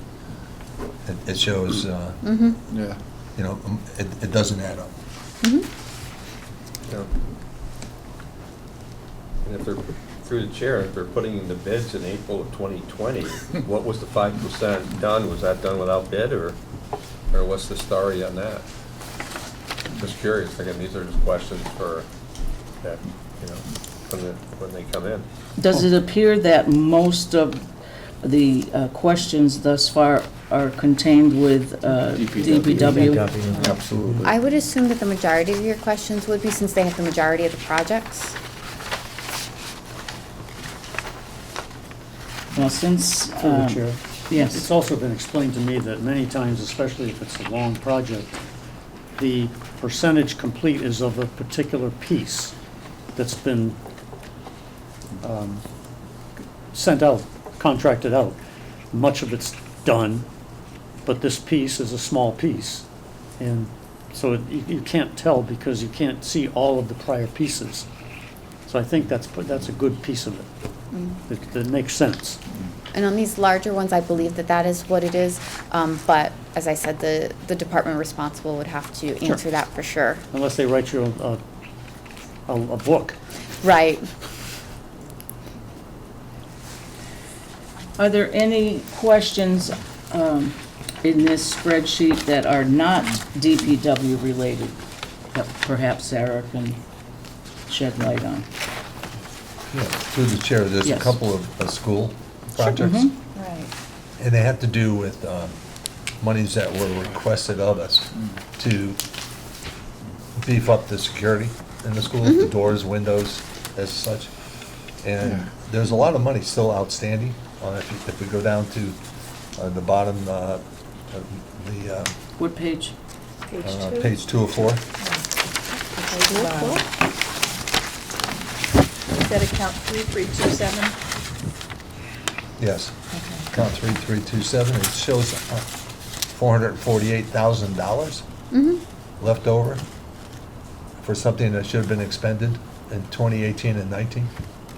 This is part of the accelerated repair. Yeah, that's under a grant from the state. Right, We're gonna- right, and this is part of the accelerated repair program, so they have the final closeout documents, and then we will remit final payment. So we withhold a certain amount before making that final payment. So I believe that's some of it, but if you recall, I believe the school had mentioned that when we did wind up going out to bid, the bid came in significantly less than what we had thought that there was going to be. So we do have that I'm not anticipating that full 448 to be spent. I don't know the exact amount that it is as of right now that we're thinking. But I do anticipate that some of this will go back. And that is one of the projects that we will be doing bonding for. Right, I noticed it says waiting on closeout documents, but how long do we wait before the money's returned to the town? Some of that's dependent on the MSBA. I am aware from emails that are sent to the school department, they're copied to the council president, that the MSBA has, in the last month, forwarded a number of documents to Mr. Smith that need to be completed so they can begin the closeout process. So I sense there is movement right now on it, but I can't speak for the timeline. Yeah. Through the chair, just a quick question.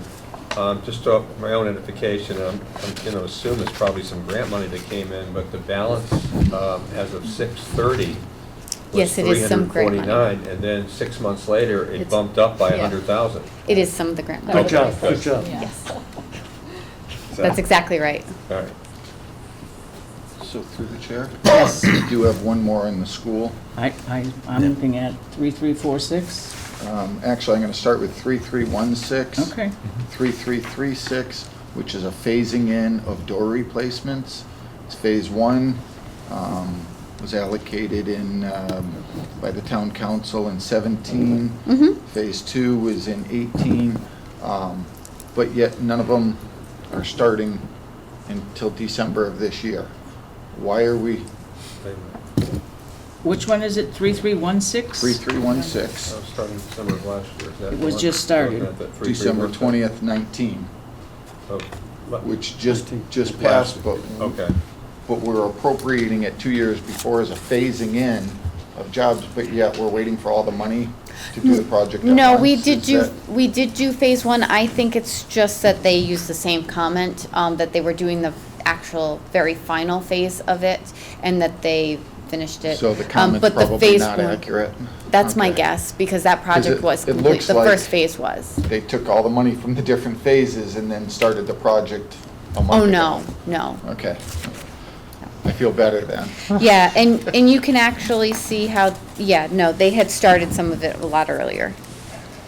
Because under the phase one, it says balance remaining as of 6:30, but a dash, okay.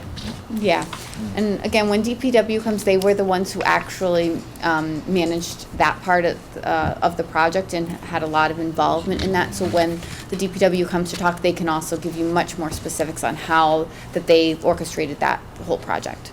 Yeah. Through the chair, go back to the 3327, replacing the doors and windows at Meadowbrook. The 448,000, you had indicated that sometime early in the process, the bid came in well under. Yes. And I'm wondering, at what point in time, or do you have a process whereby you would identify that overage, overage, and take a piece of it, not all of it, but take 75% of it, 80% of it or something, and recover it and move it someplace else? Well, maybe you can't do that because this is MSBA. Well, But if it weren't, there's if it some weren't, of, you would there's have some of it that's the MSBA, but if it wasn't, and let's say it was for the same amount, so let's go with the water tank painting, which is 1.3 million, okay? So if we have not bonded yet, there's really nothing to take back. All that has been done is an authorization by the town council to borrow. So we don't actually have any funds. So we try to wait for the majority of those projects to be complete before we bond in the first place, because we don't want to really bond more than we need to. But if it were a project that we actually took out of our free cash or something like that, yes. If it was a significant dollar amount, let's say $100,000, then I would be talking to that department about, okay, if the bids came in under, how much do you already have in there for the possibility of any overages? And let's see about, repurposing or refunding some of the remaining amount. Thank you. But it would be a very large project to have that. Sarah, I had a question also on the school side. I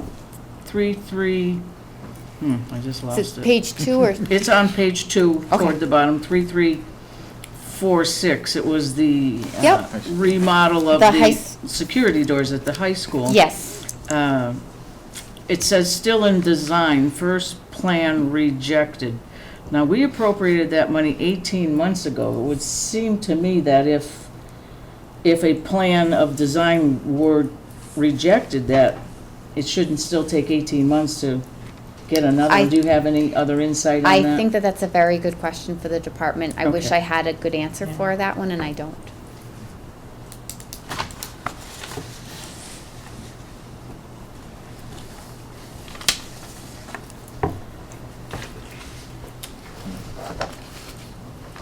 Any other questions? Are we on that same page, or can I move You to can another page? move anywhere. The very last one, I'm just kind of curious about item 3374. Yep. Regarding the health department, about this withholding payment discrepancy matter. Any details on that? I don't. Okay.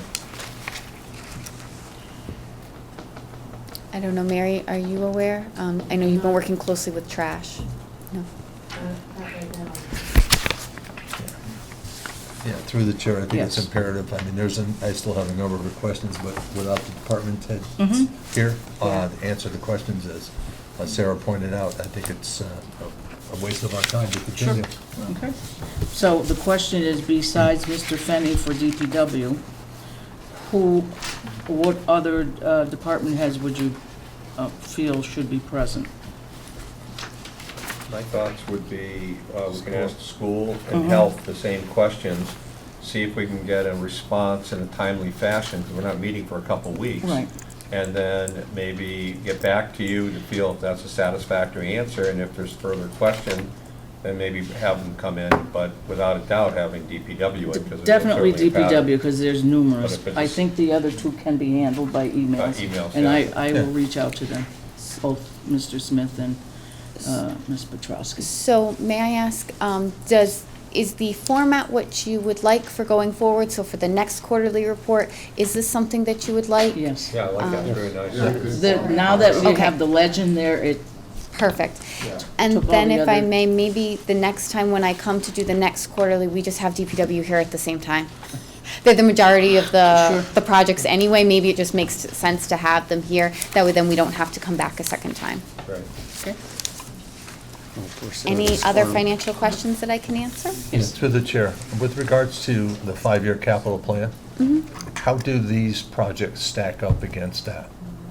I think what's missing from this, which would be helpful in the future, is to see where we are with the 5-year plan and whether or not the projects have been completed, have been suspended, moved forward, moved backwards, whatever, and not just lost, not just fall off the document.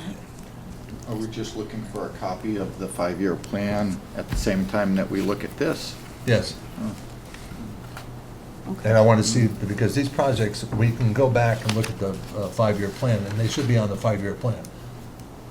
And I want to ensure that we're following the 5-year plan, otherwise what's the sense of planning? Well, it's possible that some come out of necessity, and they Correct. may not be in the 5-year plan, but the majority ought to be present. Right, and if they're on the plan, they don't just fall off without any justification. Right. Right. So if that is something that then the town manager and myself can work on getting, is the 5-year plan. So would you want us, so which year? So you want us to do it, since I showed June 30th of 18, you want the 5-year plan that was presented that year as the next 5 years? Is that, or do you want to go back further than that? Because a lot of these projects would have been on before then. So I'm just unclear as to what year to start this Well, kind I of can help a you report. there. We stopped doing the projects in 2018. The former town manager did not create this process. So I'd like to see it go back to 2018, continuing up to 2023, which I have a copy of. Okay. So looking forward. Yeah. Yeah. Okay, Yeah, fair enough. that makes sense. Anything else for Sarah?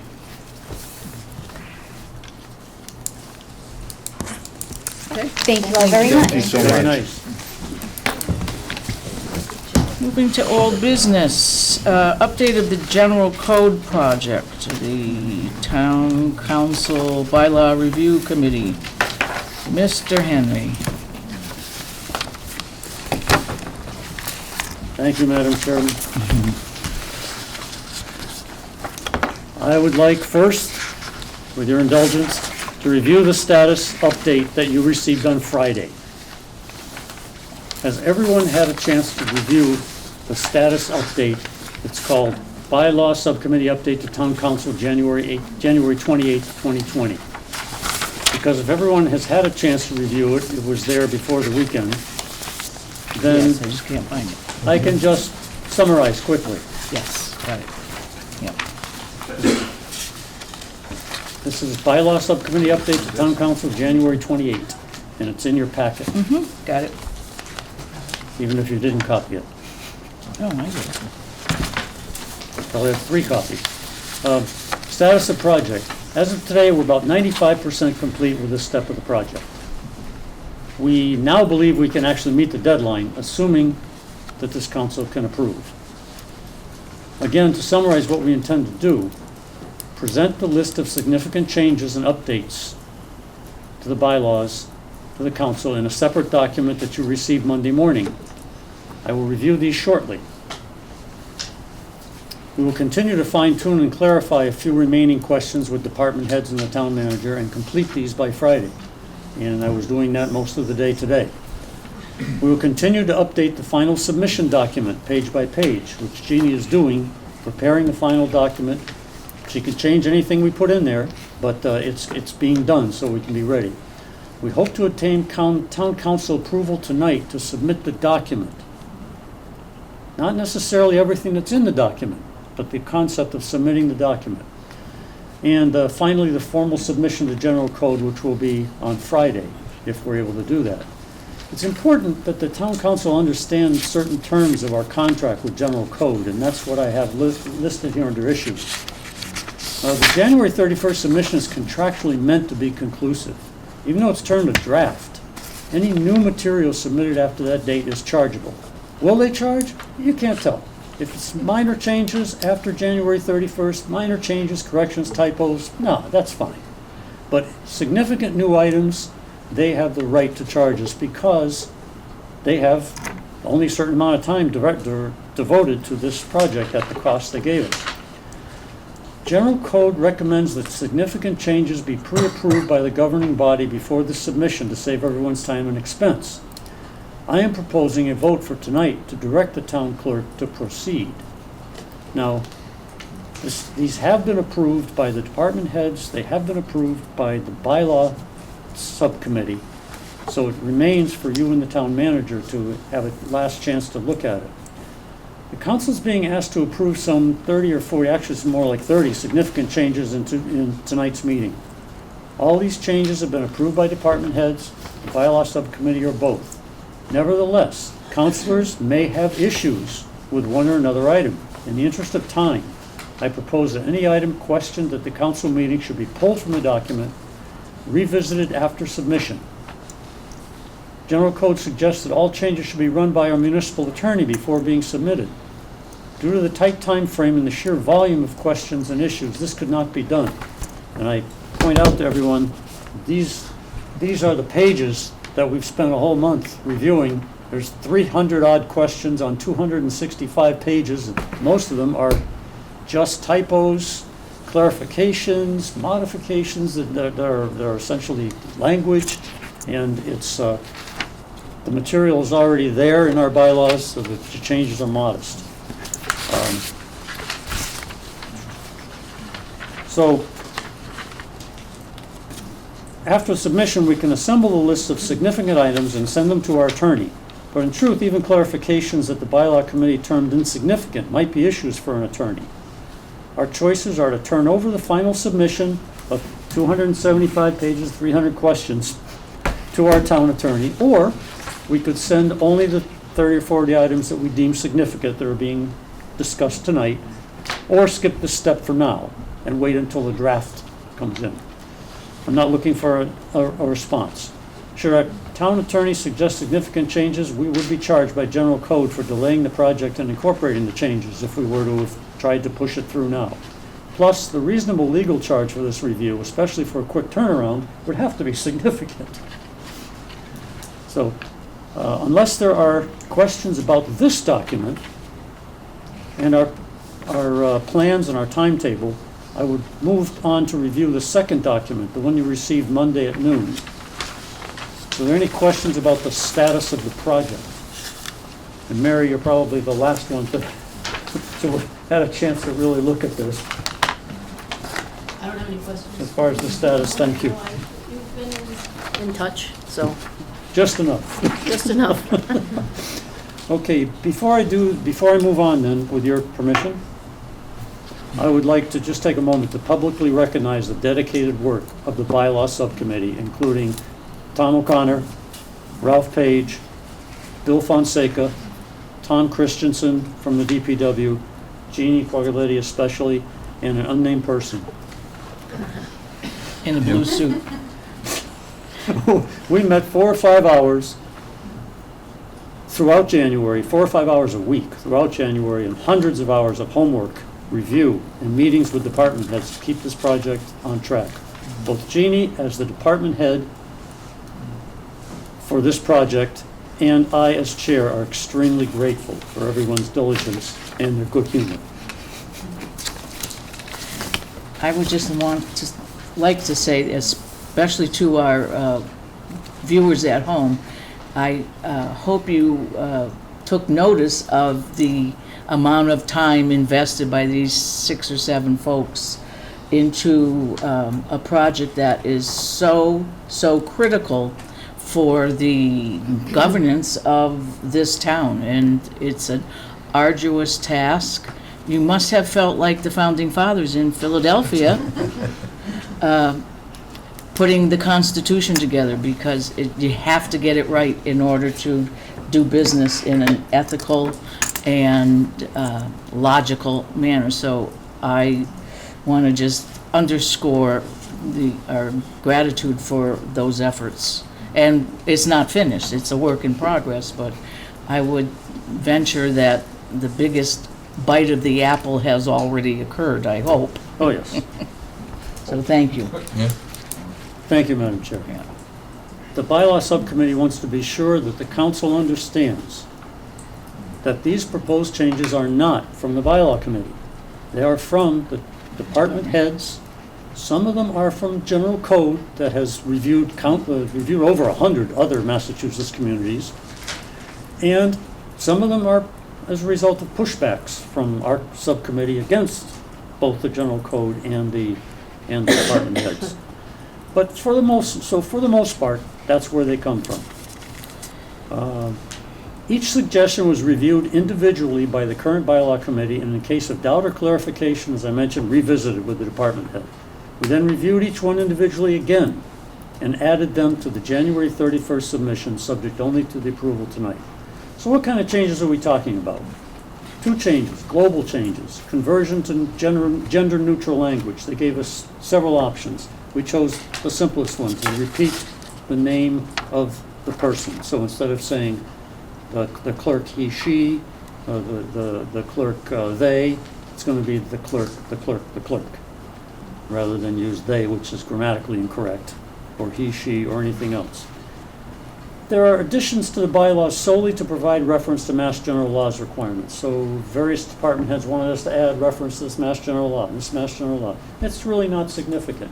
It's just a favor to our residents, really. Not significant because we didn't change Mass General Law. The removal of bylaw provisions that have been superseded by Mass General Laws. So some of them have just simply been removed because they're in conflict now. Mass General Law is there. Most of the time we've left just a reference to Mass General Law. Again, not anything that we feel would rise to the level of needing to be disclosed individually, line by line, to the community or to this council. And changes to titles of departments or personnel, which came about as a result of the charter. So we made a number of changes from board to superintendent, from department to board, from various town manager to town council, or vice versa, depending on where it belonged. Again, these issues we do not intend to present individually, but they are global changes that will be effective throughout, and we will monitor that, and Jeannie and I will monitor that from general code. There's 3 kind of significant changes that we have. New materials such as departments being added to the bylaws, fee or penalty increases, and miscellaneous. These items we want to identify and present individually for council approval. While we must label these items as significant, they really are mostly just narratives describing the department's duties as they've always been. But some of them have been in the bylaws, some of them have not been in the bylaws. Many of them have not been. Some of them have been labeled as departments when they were really boards. Some of them boards when they were departments. Some of them there's only one there and there should be both. We've taken the liberty with the department heads of listing every department under the multiple member bodies that exist, and every department that is identified in the town report or elsewhere, and gone and created one document for each one of those, and they put them in a consistent format so you can see what you expect in each format.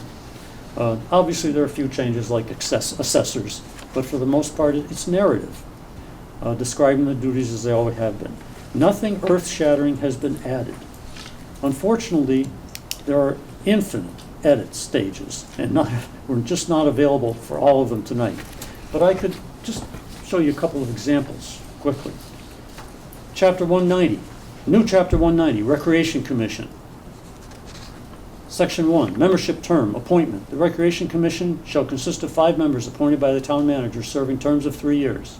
Purpose, the Recreation Commission advises the Director of Recreation and the town manager on the active and passive recreational needs of the community. That's the Recreation Commission. We also have a Department of Recreation. Paragraph 60-1, Department Head. The town manager shall appoint a Director of Recreation. The Director of Recreation shall be responsible for the supervision and coordination of matters of the town that are placed under their control by charter, bylaw, town manager, rules and regulations, or by other town vote. Composition. The Department of Recreation shall consist of the Director of Recreation and include additional employees as required for the efficient operation of the department. And that's in every one of them, letter for word, word for word. Duties and responsibilities shall be to provide recreational activities for all residents of all abilities and interests, including but not limited to the following: maintaining fiscally sound business decisions that uphold safety and quality in programming, analyzing national participatory trends. You can see this came directly from the department head. And lastly, 60-4 annual report. The Director of Recreation shall annually prepare and submit to the town manager a report that shall contain all matters pertaining to their department as required by the town manager. Multiply this by 17 times for boards and 17 times for departments, and that's pretty much what we have.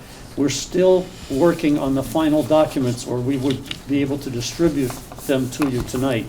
But I think you get a flavor for what we're asking you to do, is to look at these as strictly narratives. And there's one exception, and that I've listed already under the significant items. So other than that, that's the only one we came up with. The second category of significant changes are increases to fines, fees, and penalties. And I have to reiterate, these are 100% the request of the department heads. Our committee pushed back on some of the higher increases, and some were actually compromised downwards, both by the chief and by Amy. But ultimately, our committee cannot override the department heads. Only this council can do that.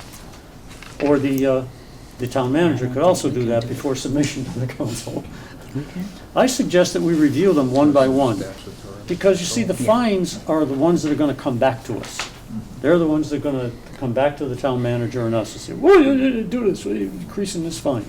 I suggest we review them one by one. If we don't agree on a particular one, we can pull it and let it go into the submission, or we can let it go into the submission for now and remove it after we get the draft back from General Code. We can work either way. We just really want to try to keep this moving. So if we can review them, what I've done is I have listed them individually and showed what it was and what it will be, or is proposed to be. And instead of me reviewing every single one, I'll just entertain any questions on fines. Well, through the chair. Yes. As Councilor Henry pointed out, a lot of time was spent by a number of people in this committee doing all the work. And we've had some discussions that revolved around many of the issues and many of the things that we have found. And we didn't agree with the fines. I, for one, did not agree with some of the increases in the fines, but it wasn't our purview to push back on the department heads, as he pointed out, and say, no, that fine is exorbitant, going from $10 to $100 and $100 to $200.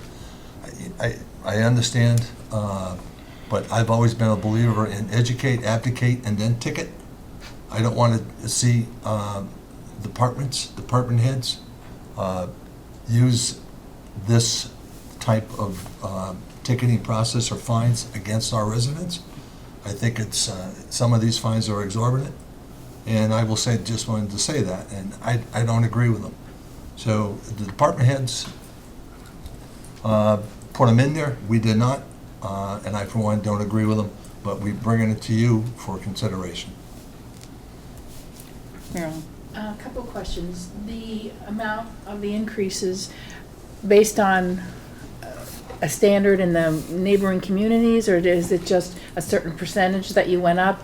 What made you reach a certain number, or was it just Ralph's decision? It wasn't mine. Through the chair, don't you say you, because it wasn't me. It was from the department heads. They were all different, okay? Some of them were Mass General Law. Mass General Law allowed up to 300, and the bylaw previously said up to 300. Chief hates that, and so does Amy, because it doesn't give them it gives them too much latitude. They want an exact fine. So if it said up to 300, some of them chose 300. Sometimes we pushed back and said, no, that's too much, and they compromised on 100. But the answer to that is that was part of it, in that Mass General Law. The other was that there were 3 fines that were on the chief's citations that were higher than we actually had in the bylaws. Somewhere along the line, They increased. they increased them. Right. And so those were increased. Others were just simply so small, like $20 for not shoveling your sidewalk, that it seemed like $50 was a more reasonable fine, and that's what they said. We compromised with Amy on one of them because she can fine up to $1,000. So we just left that out and left it in MGL. Because, you know, if somebody's dropping sharps all over the street deliberately. Well, I was going to say, the nature of the So the answer the is no. violations with the Board of Health are probably more substantial than not shoveling your sidewalk. Yep. Okay. All right, thank So- you. So through the chair. Yes. Obviously, I was on the committee. I agree with Tom. Most of these came through the departments and all. I just had a concern with number 10, fire lane. That was suggested to increase it from $15 penalty to $100 penalty for accidentally parking in a fire lane or purposely. I personally think that's too much of an increase. I think a $50 ticket to park in a fire lane is more comparable to what it should be. Like I said, just my thoughts on a couple of the increases. And then number 9, if you're in violation of the general bylaws, it's a jump from $200 to $300. I just think $300 to be in violation of the general bylaw when a lot of residents don't even know what the general bylaws are, and to all of a sudden hand them a ticket for $300 is an awful lot. Other than that, the other ones, you know, a few little increases here or there seem to make sense to me. Those two jumped out as a little bit egregious. Anyone else? I would point out, we take no pride of authorship in these, and we take no offense at the council or I would like to, with your indulgence, ask if Mary could address this council on these items, since she has not had a very long chance to look at them either. Well, thank you. I think I agree with Counselor Page that number 9 seems like a pretty hefty increase for a violation of any general bylaw. I mean, that the severity of the consequence seems not to matter, so I would agree with you. I'd leave that one at 200 myself. I disagree with you on the fine for the fire lane, though, because the consequences of that could be dramatic and severe, depending on if a fire apparatus had to approach a property where there was somebody parked in the fire lane. Maybe 15 to 100 is a substantial increase, but that one doesn't bother me very much. The rest of them, you know, for example, 14, I think I'm aligned with what Counselor Richards was saying. The penalty for stormwater violations, I mean, the environmental consequence of some of those violations is significant, so to increase the fine from 2 to 3, that doesn't really, I don't mean to say it doesn't bother me. I think it's an appropriate increase. Obviously, if I'm the taxpayer and I'm the one in violation, it would bother me, but I think the fine is fair. The rest of them, handicap zone, again, you're depriving a handicapped individual, perhaps, and I think that the penalties for that have to be significant. The rest of them I really don't have a problem with. When's the last time they went up? Has it been a long time since any of the fines were increased? Do you Yes, know? well, that's the other thing. We did increase the fees way across the board, and we increased them dramatically. The town was like, Yeah. and that was 2 years ago. And, For liquor licenses, yes. But not these fines of, I don't know if there's been any major move. In fact, you can look at some of them and realize $25, $15. I believe that one of the reasons why they look so, the increase looks so bad is because the fine was so small. Right. It's just a pittance. Again, I mean, it's not small when you're the one who's being, from whom payment's being No. demanded, but if you're in violation, you know, I guess the key thing to remember is that these are rules that affect the well-being of everyone that is in the community. So a scofflaw, even if it's just parking in the wrong place, parking is a subject that's near and dear to my heart, but if you're, not really. Sounds good. You know, my point is that you may be impacting a neighbor or a fellow resident or someone in need. And I think that's important. Yeah, well, through the, I'm sorry. Through the chair, I just want to point out, again, that I did push back with the chief, particularly on some of these, pointing out to him that we want to be sure that the police are willing to give the ticket. And That he was it. turned back to me and he said, I agree with you. He said, on the other hand, we have the latitude not to give the ticket. We have the latitude to educate. We go first with a warning. He said, we just need this in our back pocket. And that's how he feels about it. Can I ask through the chair? Well, Tom's next. Yeah, Sorry. so Pat hit on what I was going to talk about too. And I think, Mary, it's important for you to understand and know this as well. Many of the increases, I think, are, again, can be considered punitive. That they're for a minor violation, and we're going to hit them, the first offense, with a $100, $200 fine. Everything you stated is correct. Some of this has to do with public safety and well-being. Yeah, we don't intend to. And that's, I think and I hope that all the department heads understand that we educate, we advocate, and then we fine if we don't have any compliance. We don't jump right to, a severe fine or penalty for something that people may not even be aware of. I'll use an example of one that I didn't agree with that's in here. We have a leash law for stray dogs in town. And over the years, I've dealt with many of those situations. And many of those situations are from frequent offenders, if you would, frequent flyers. And they deserve the higher fees and penalties. But I've used another example, as I've used in the past. On Millie's poodle gets out, kids open the door, runs out, our animal control picks it up and brings it to the kennel. They're already paying a $25 pickup fee, they're paying the kennel for a day's charge, and we're gonna hit them with a $50 fine. That's $100, because of some child letting a dog out first time. I don't agree with that. I would only add that I've done 2 dog hearings already since I've been here, and I have compromised the Was it Aunt fees Millie? in both instances. Please? Good. Was it Aunt Millie? Yeah. It wasn't Aunt Millie, but it was her poodle. Yeah. See?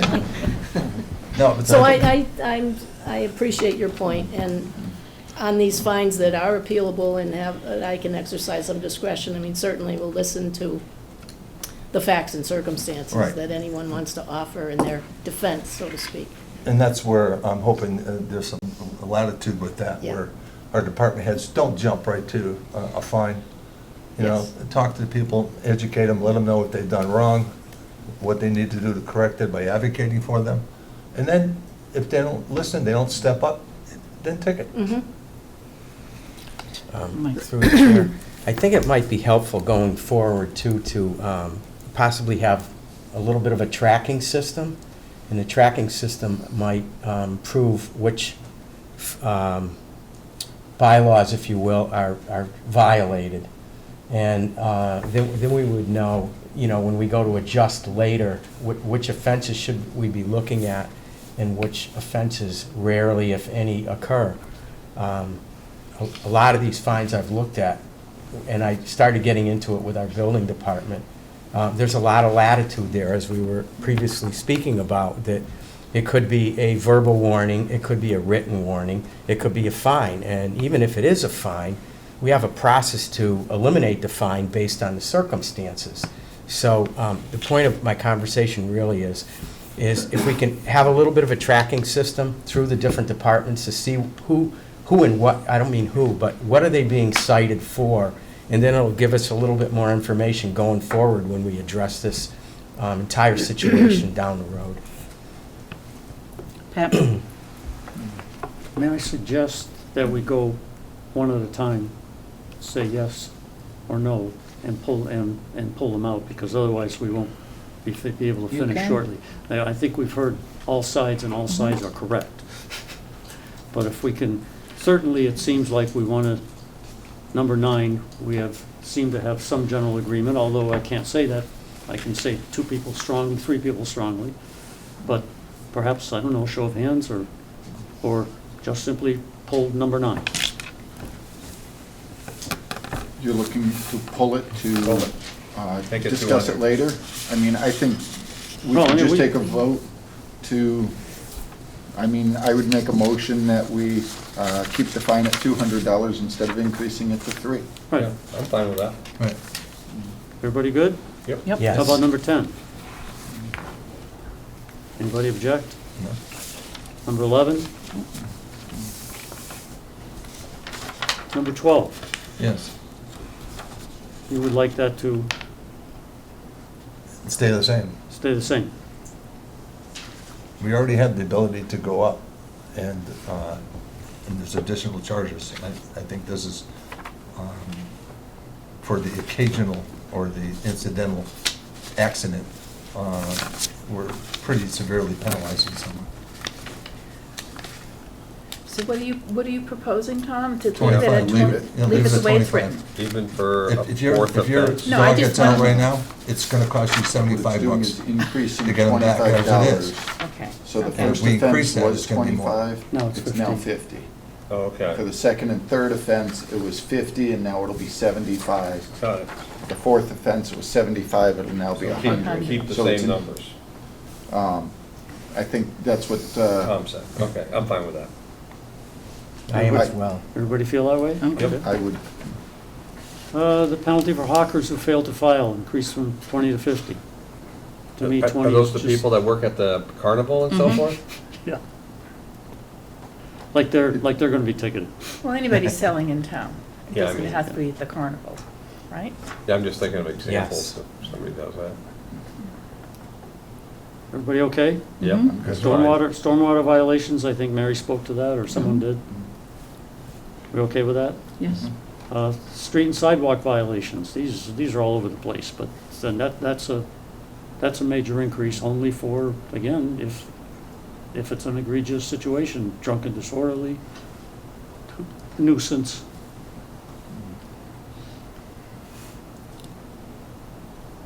This wouldn't be like Springfield where they fine people $50 for playing basketball on a quiet street, anything like that, right? I can't tell you That this. is, it's in their code. There's so many different ones. They have a Do we like rollout 50? basketball. Do we like 50 instead of 100?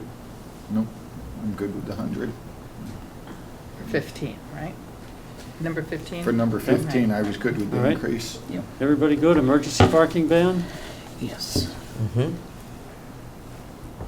Fines for unauthorized parking in handicap zone? Mm-hmm. Fines for unlawful use or consumption of marijuana products? Now, And there's one more that we actually found in the last 2 days, and that's the fine for failure to remove snow or ice from the sidewalk within 24 hours of the end of the storm. Now it's going to be set at $50. it used to be 10 in our original bylaw. Under Mass General Law, because we are considered a city, we can go up to $50.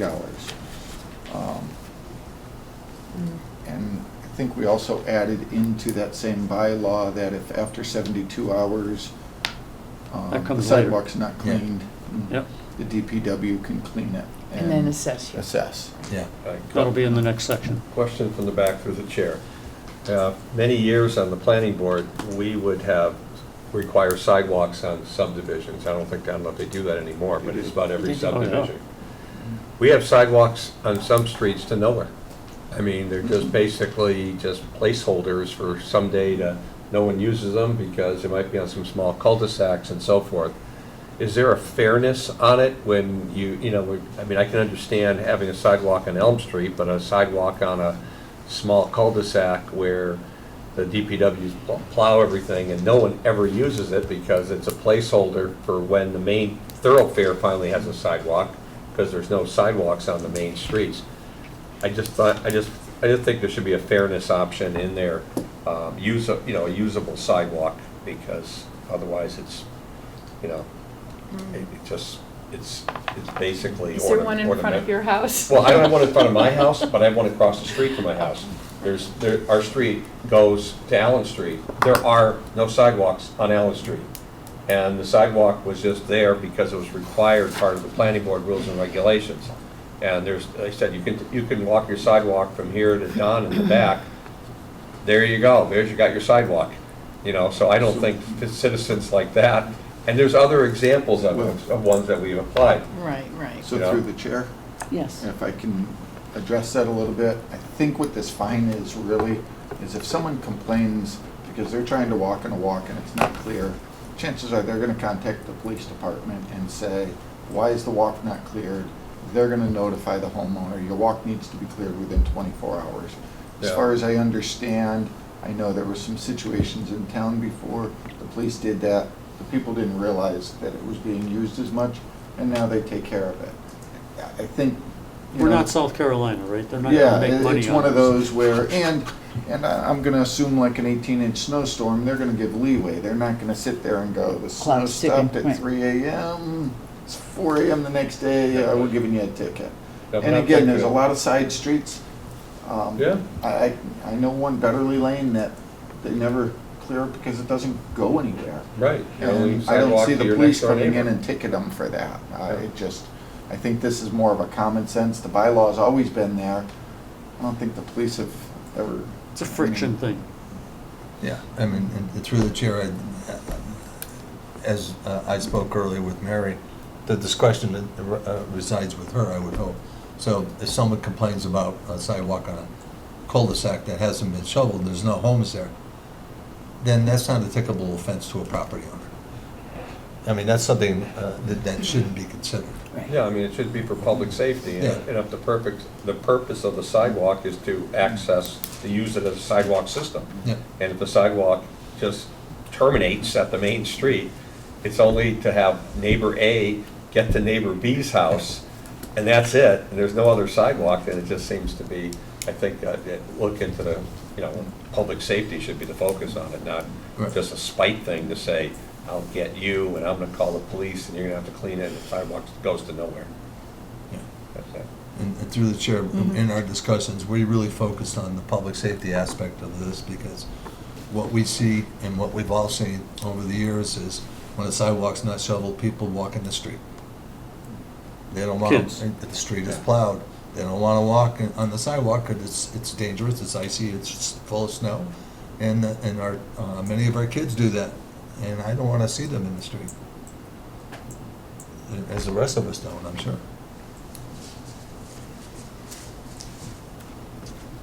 Yep. The third section are other significant new bylaws or modifications of the existing bylaws. For example, 3 existing duties of the town clerk are added to the bylaws, and these were by Tom Lawrence. Conducting elections, compiling annual census and street listing, responsibility for records access. These are explained in more detail in the actual bylaw submission, but for your understanding, that's what we're talking about. Anyone have any concerns with that? All enterprise funds will be maintained in accordance with MGL Chapter 44, Section 4053.5F. I put that in there as significant because before that we had our own rules, and now we're just referring strictly to this chapter. This chapter is not worse than our own rules, it's the same. But it is somewhat of a change. I could actually be argued and take that out, but as a significant. But there it is. Multiple member bodies of the town elect their own chair unless the council president appoints the chair. And we discovered that from the But chart. I think I have a question about that. Yep. I thought the council president can only appoint chairs of council committees. I don't believe I can appoint the chair for the Recreation Commission or I do the too. Conservation Commission. That was the And- intent of the charter. Yeah. I do think it's difficult because sometimes there's a subcommittee made. Right. And to have yourself appoint the chair, that person may not be able to take care of the chairmanship. Like I said, my thought was to allow the multiple member bodies to choose their own chair. Unless there's a specific reason and you say, I'd like this one to be chair, obviously we would go along with it, but I mean, my thought is to let the multiple member body choose their own chair. And I don't take Just my issue thought. with that. I just feel like what this implies here is that the council president can appoint a chair to a body like the recreation or conservation or historical, and we don't have that purview. Through the chair, I believe I Sure. may have truncated this too much. This related to a particular committee which the council president is authorized. Jeannie, if I could ask Sure. Jeannie if she remembers. Do you remember where this came from? Because clearly it wasn't meant to be every. Right. This is very truncated, yeah. I think it's not every multiple member Right. body, and there was more words, between elector and chair unless the council president appoints the chair. Yeah, let me clarify that. That was not meant to be for all. It was just that there Just are, for there's one or council-related, two. yeah. No, it was, I don't think it was. I think it was Well, it would be- either like the Sorry. assessors or conservation, some single committee. But I will investigate that. The rec commission went and reduced its members from 9 to 5 some time ago on their own. Well, just curiously, what was the rationale for that? We don't know. Maybe lack And are of they, participants. they've been operating with 5 for a while? That's what we're told. Okay. That's what we're told. And we're just kind of, I can think they had trouble getting Yes. Getting, members. keeping, and agreeing on a meeting date and such a, yeah. Where a house is not visible from the public way, the house number shall be posted on a monument pole or sign visible from the public way. This is actually MGL, but since we didn't have it, we thought we would put it in here as a significant change for people who are interested. They're not, Is the mailbox considered a monument?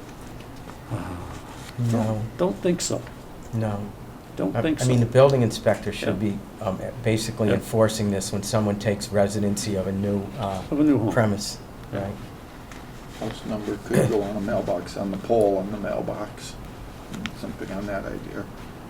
Like you said, it's simply so that if you can't see the house, you have to It's know there what somewhere. house you're at. They do not put mailbox Yeah. on, they do not suggest mailbox, so Right. that's why it does say pole. But it's saying when Does it's that not make it go? visible from the Right. public way. I mean, for public safety standpoint, you need to know where. Oh, yeah. Yeah. Yeah, it's And on it's the in road, it. you gotta know what's down there. It's in MGL, Yeah. so that's where we're picking it up. Exactly. Then we added a new bylaw governing marijuana establishments, Mhm. which has actually already been approved by the council. Mhm. Added a new bylaw prohibiting public use and consumption. We separated the establishment from the public use and consumption. And the chief came up with public use and consumption. And so that bylaw needs to be presented to you. It's very short, and it just says no for recreational marijuana.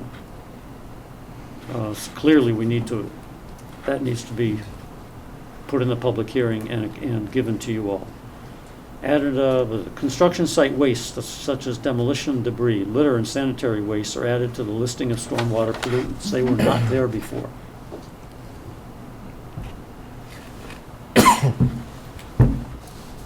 The builder's bond may be retained by the town for failure to file as-built plan within 2 years of completion of project. This was from Bruce, and he says that they have a real problem with getting people to file the as-built as-bills. plans. And they want to hold over their heads The bond? the bond.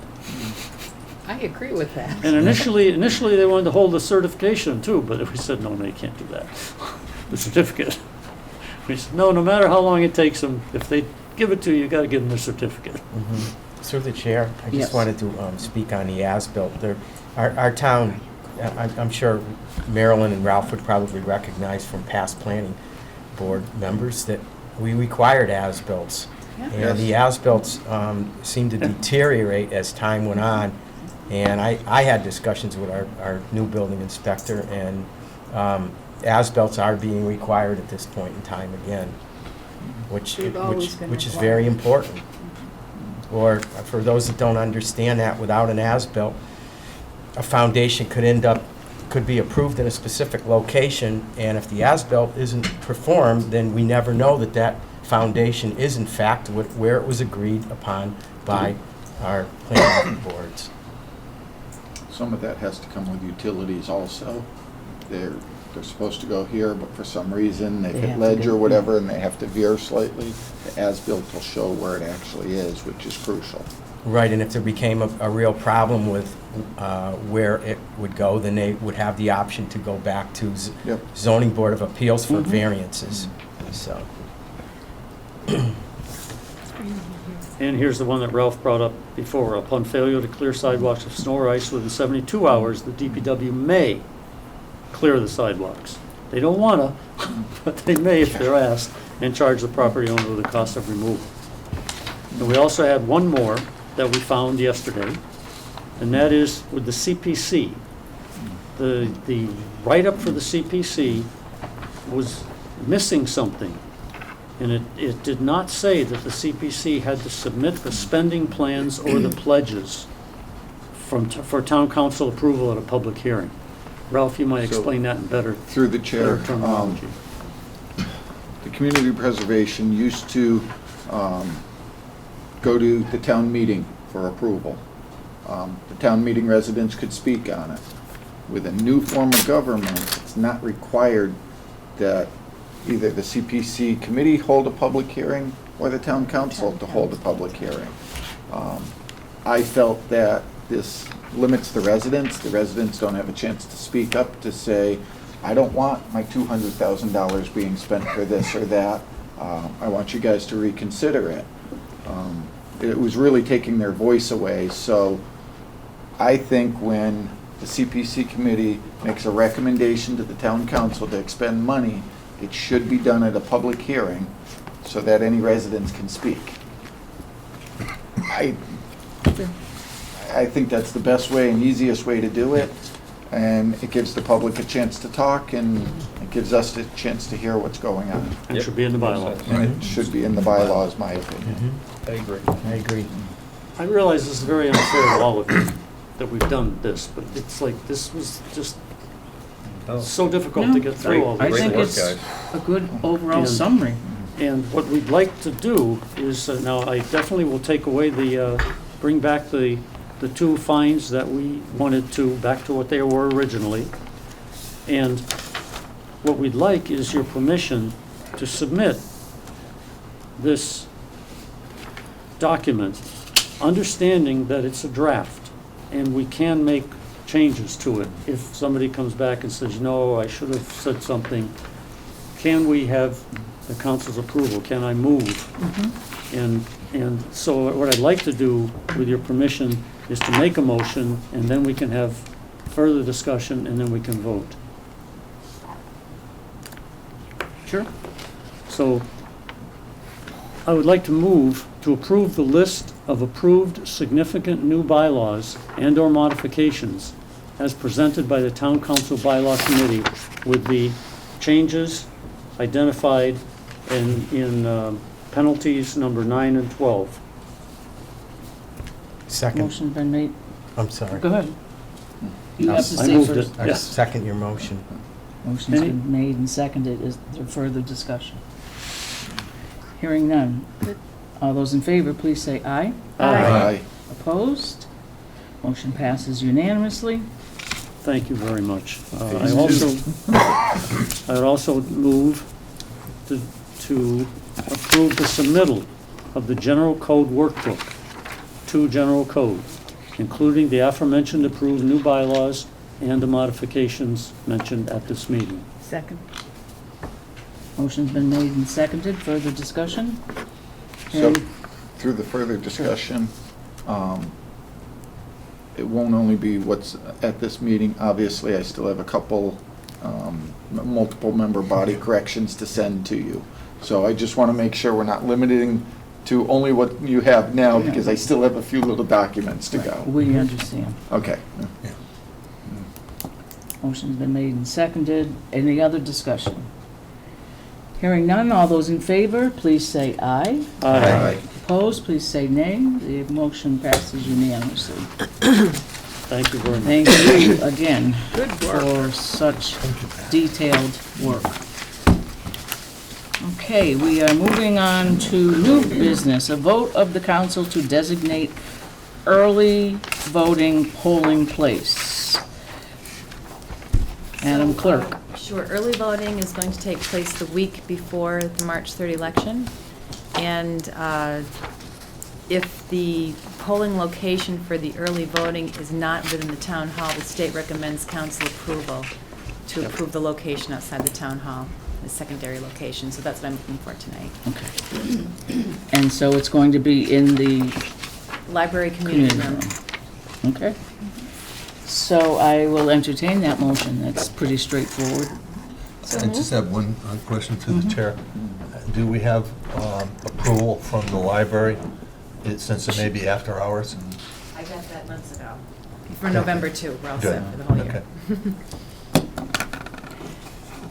I move that we approve the location of the early voting at the library, community room. Oh, you have, There is you have one to there is- read? Oh, yes. okay.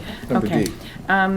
Move to approve the East Long Meadow Public Library Community Room as the designated early voting poll location for the town for the March 3rd, 2020 presidential primary election. Second.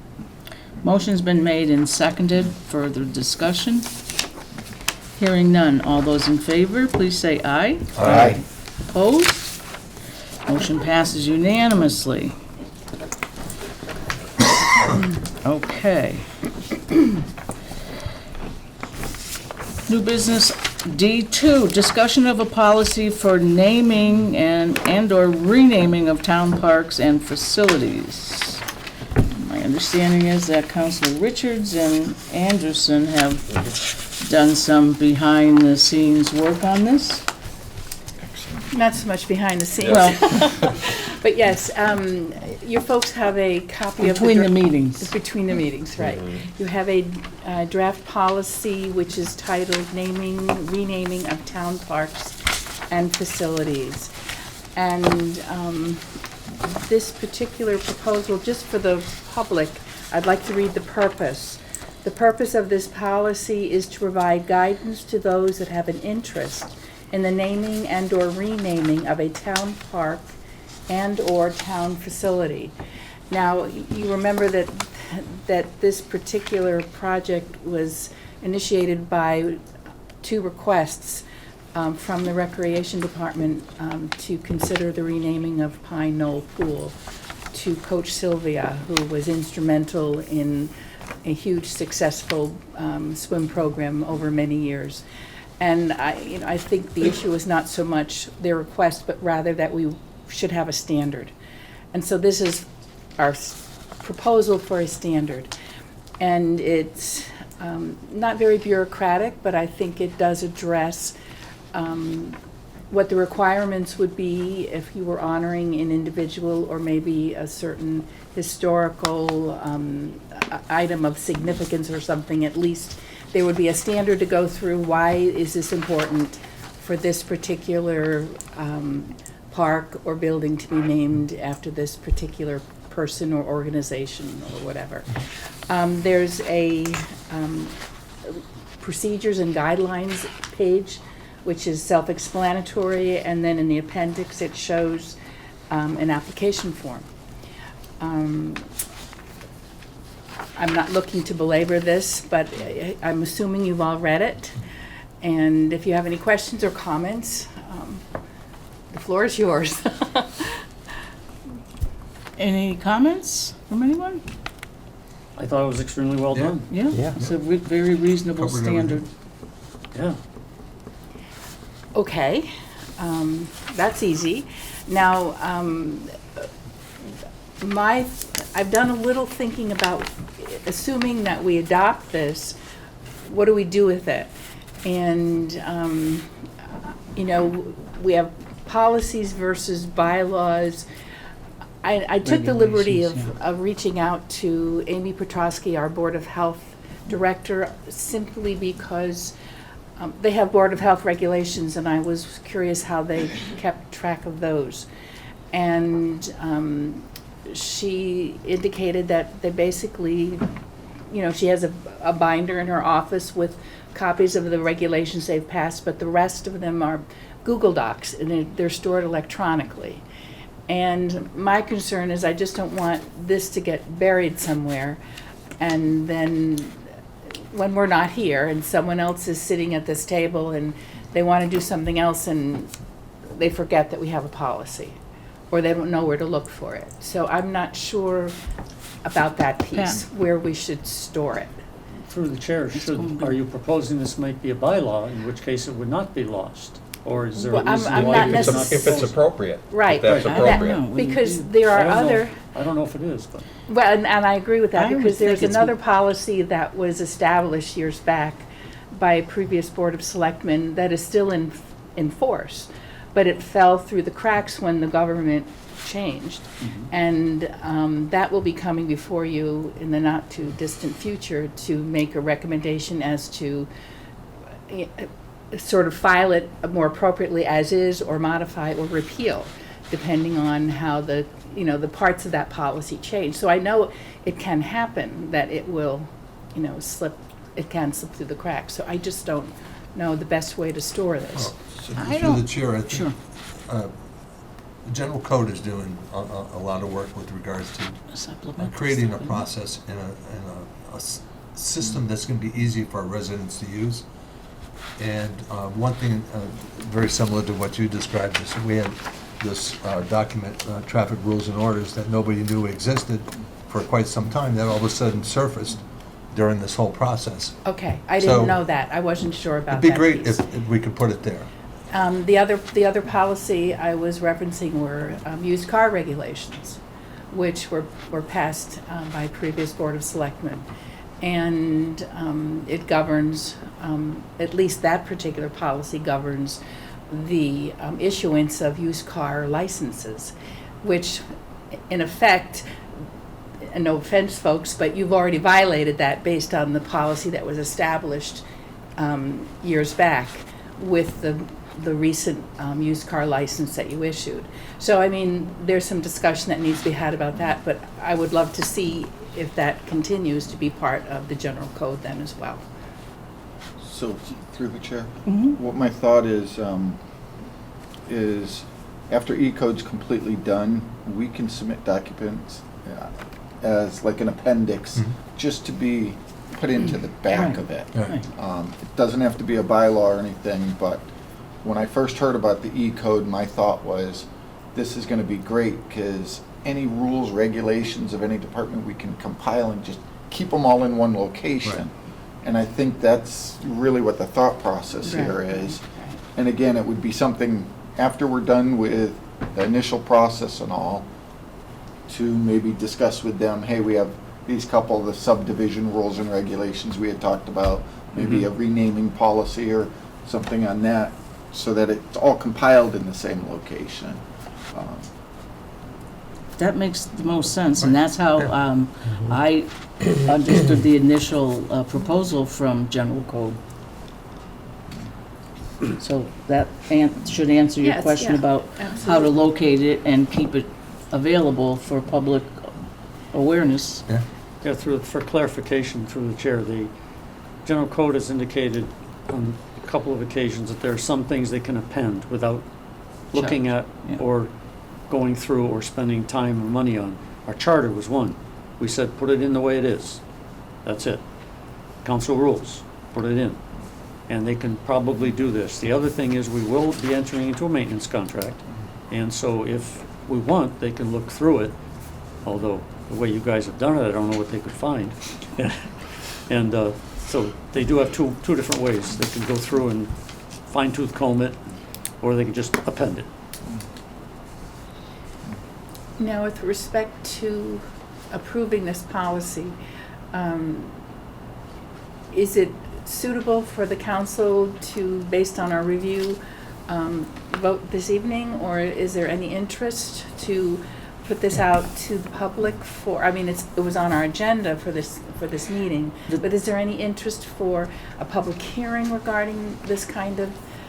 I think the task was clear to, and it precedes this council's work. 2 years ago, I think, we began a discussion, and it was prompted around the potential naming of the swim facility for Right. Coast Sylvia. So, in my mind, the task has been met. I don't believe it rises to the level of a public hearing. I'm certainly fine with that. I just want to make sure that I'm we comfortable. do. Me too. I mean, it is only a policy that we're trying to establish anyway, and policy is, has some flexibility in it. And my other question is, should we vote to adopt this evening, that would become the official date on this policy. Would it go into effect immediately, so that our rec department could then plan accordingly for nicer weather? If, because they have to come to us for the process. Right. And so there's a time. I would think once you adopt it, I don't believe there's a lag time. Jean? Before this could hit the E-code, we could put it online on the website. Yeah. Town manager's office could have Right. copies available. And then once we have the E-code complete, Then it'll with be. the next Exactly. round of The whatever we next round. submit Right, that'll be- after it's complete, right. we could But include that, make a note. To answer your question, if we adopt it tonight, it's effective. Effective immediately. It's Right. approved. It's approved, Right. right, it can go forward. One other statement I want to make, just based on the research that we've done for this particular document. We're not proposing that everyone just run out and start renaming our buildings within our community or our parks. We recognize that there are extenuating circumstances that would invite such an opportunity. However, I think the standards have to be met that are carved out in the policy for it to truly benefit our Sure. town. The other piece is that through our research, we realized that including streets as a possibility, street names like Kathy Hill Drive, we weren't going to do that because it would just be too confusing to, our established community, and it would become an administrative nightmare. So we're just talking about parks or town facilities, buildings. Darn it. So we're sorry, you can't name a street after you, Kathy.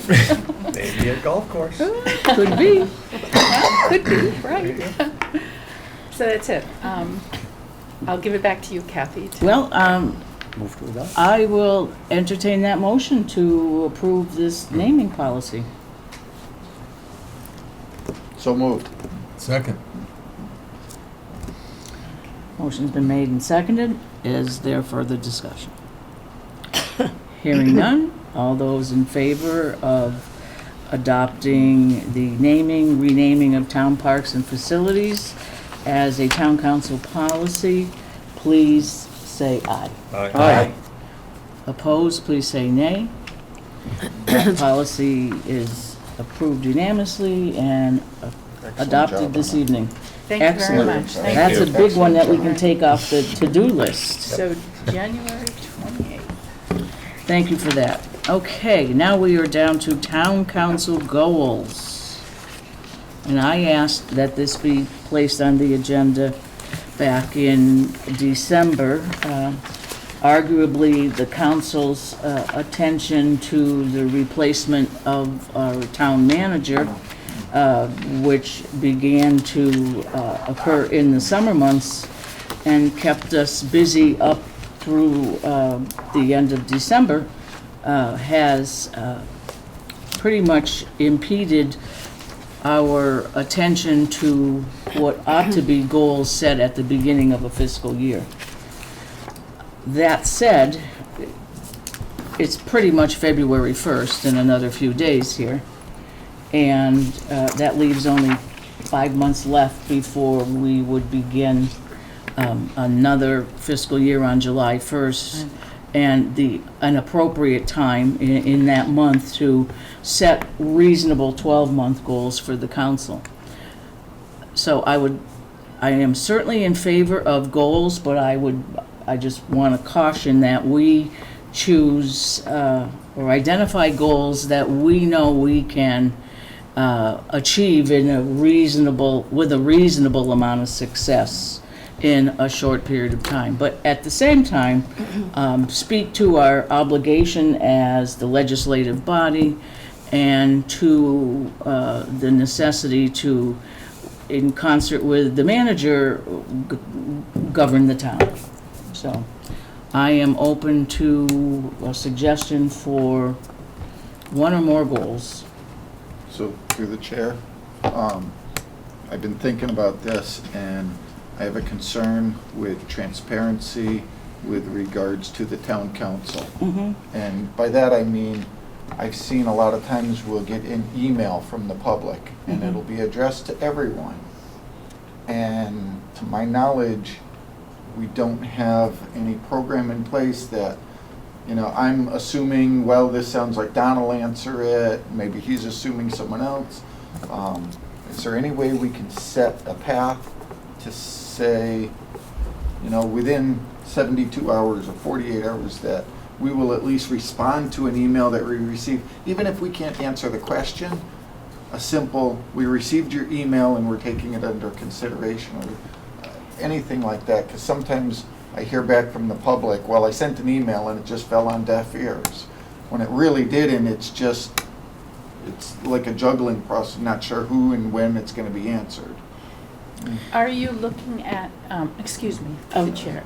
I want to just respond that in the 19 months that I've been chair, it has, in my career as an educator, that unspoken rule of you will respond to an email within 48 hours was drilled into our heads. And so I live by that. And I can tell you that any email that comes to me as chair is responded to in 24 hours. And to your point, sometimes the matter at hand is better addressed by another individual in town hall or someone else on the council, and I do reach out and do that. I can't speak for the 2 previous years if that, it's kind of an internal working protocol is addressed, but I absolutely agree that there needs to be that understanding that nothing goes nothing goes ignored, because that's bad, period. Kathy, through the chair, if someone writes all of us, I don't think they're going to be happy if they get 8 responses or 7 responses saying, this is not my job. So I think it's more a matter of, and even if all 7 of us say, I have forwarded this to the same person, it's kind of obnoxious. Right. So I think it's more of the protocol that we set that says that, Thank you. yeah, that says, and maybe we should make sure among ourselves that someone is set to answer it. Yeah. But I wouldn't want to have the person deluged with. And through the chair, my concern is I don't want everything and every email dumped onto the president or the vice president, and you'd be overwhelmed. And that's why I was just looking for some type of protocol. Well, there's times I'm sure that people write just to an individual counselor, and others where it's copied to the council, as well as maybe some pertinent department head. So that one's hard to, it's not hard to regulate if it's to all of us. I would say the practice should be, the chair filters it out to whomever, or answers, and it just copied to all of you. Makes sense.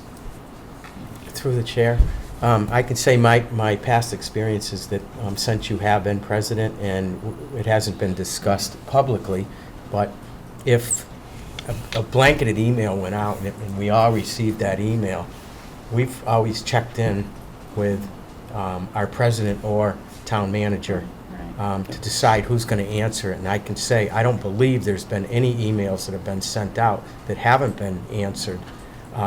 some of them might be specifically addressed to the president or the vice president. And in those situations, we've had conversations and decided who would appropriately handle that particular email. I forwarded one to you last week that was addressed to myself, and I felt it was important that the council see my response. So those are my work habits. I don't want to impose that necessarily on anyone else, but I try to keep an accurate accounting of emails that need to go to the full council and ones that come just to me that are very focused on a quick answer and that the resident is happy or not. But for the most part, I'd say the resident has been, overall, they're pleased with the response. Through the chair, I do want to bring up one point that's happened before, and that is that some residents have responded to each and every council member, I believe, but they're not responding to all, so we don't see. Yeah, see, that's the tricky one. Okay, so that's why I'm We bringing don't this up. see it, so- So Pat gets it, I get it, but I don't know he received it, and that's where I believe it should Yeah. default to at least have a conversation with our manager or our president, rather than individually responding when it was actually shotgun. And many times, it'll go, a inquiry from a resident goes to the clerk, who forwards it to the council president. I've always been socialized that the president and the vice president are the spokespeople for the governmental body, or the chairman is the spokesperson for the committee, simply because you're the ones that are more apt to have the current information. Now, that's not to say that we all have a gag order No, not that we at all. can't speak or Of respond. course not. But anytime I've responded, I've always copied it to you. So I think we're trying, and I also think what Yep. you've heard was part of a previous administration. And in terms of emails going unanswered, not you. I'm just saying, because I've heard things like that too. But that was one of my Yeah. goals: transparency and communication. We're thinking alike. Yeah, that's dangerous. But, Pat? Through the chair, I think we're kind of segued into procedures here rather Rather than than goals. I, for instance, have prepared 7 goals that I think would be interesting, but we really don't have time to do that. My suggestion would be that many of us have, I'm sure, put together some goals. If we were to all send them to you, or all send them to Mike, or to whomever you would suggest, and that person could put them together and maybe find commonality among them, rephrase them, and then we could have something really to, That's as a fair. topic to discuss.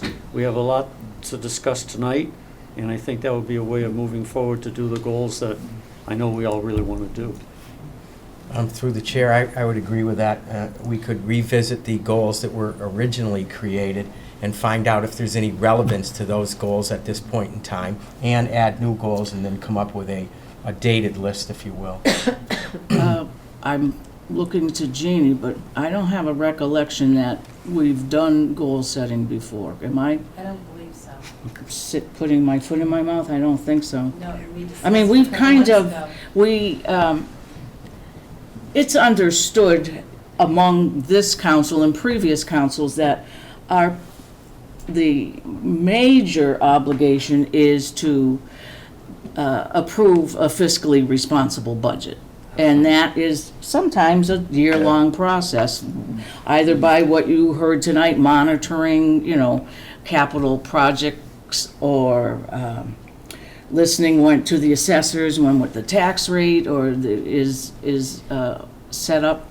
So, to me, that one has to be in there in some kind of verbiage, because that, by charter, is one of our primary goals. But I would agree to everybody put them in, just bullet them. I mean, we can create setting goals, it's not a dissertation. They're 1 or 2 sentences just to guide the direction. So if you do that, I'm more than happy to get them back to everyone well before the next meeting. If you get them to me by this weekend, I will take care of that right away. I don't think it'll be too hard to aggregate and send it out to everyone. Fair enough? Fair enough. I was Fair gonna enough. stick Michael with it. Well, I don't mind, or Mike No, I wants to do think it. we had some council goals, but they weren't, I don't know. I don't know if we memorialized it. That's Maybe that, exactly yeah, it. maybe that was it. That's, now they will be. And then again, going forward, there may very well be some on this list that have significant merit that we know we can't get to in 5 months, but they ought to be in our July conversation. Long range. Long range, right. Okay, we have, I'm going to jump number 4, council approval of terms of town manager's contract. We will address that topic in executive session shortly, and then return to open session to actually take that vote, as we are, a municipal body is prohibited from voting in private, if you will. So, summary of action items for next meeting. It appears we may be able to, well, we're going to deal with the Zero Peas Road Right. again on the 11th. We may be able to address the pledge of license for the Tudor House. I'm going to wait for your response on goals and put that together for you. And I think that is it from our end. To follow up on the financial. Capital. Oh, yes, Capital, I'm yes, going to, yes. I'll reach out to Mr. Smith and Mr. Fenny and Ms. Petrosky tomorrow. I'm also going to reach out to Mr. Quinby, who controls the thermostat. I'm freezing. Because, and I understand this in terms of energy conservation, it probably is a setback for 6:30, but in the winter, when you're here till 9, it's a tad cold. Otherwise, we're gonna just have to appropriate money out of free cash and buy some independent heaters. Or some socks. Or socks, right. Okay, I will entertain a motion then to move into executive session for the purpose of discussing contract negotiations for a non-union employee, in this case, our town manager. And once that's moved, So moved. Move, and then to Come back to return open. to the Open open session session for purposes versus of of finishing the item agenda. D4. Right. Council vote on the town manager contract, and then adjournment. motion made and seconded, this is a roll call. Ms. Richards? Yes. Mr. Page? Yes. Mr. Anderson? Yes.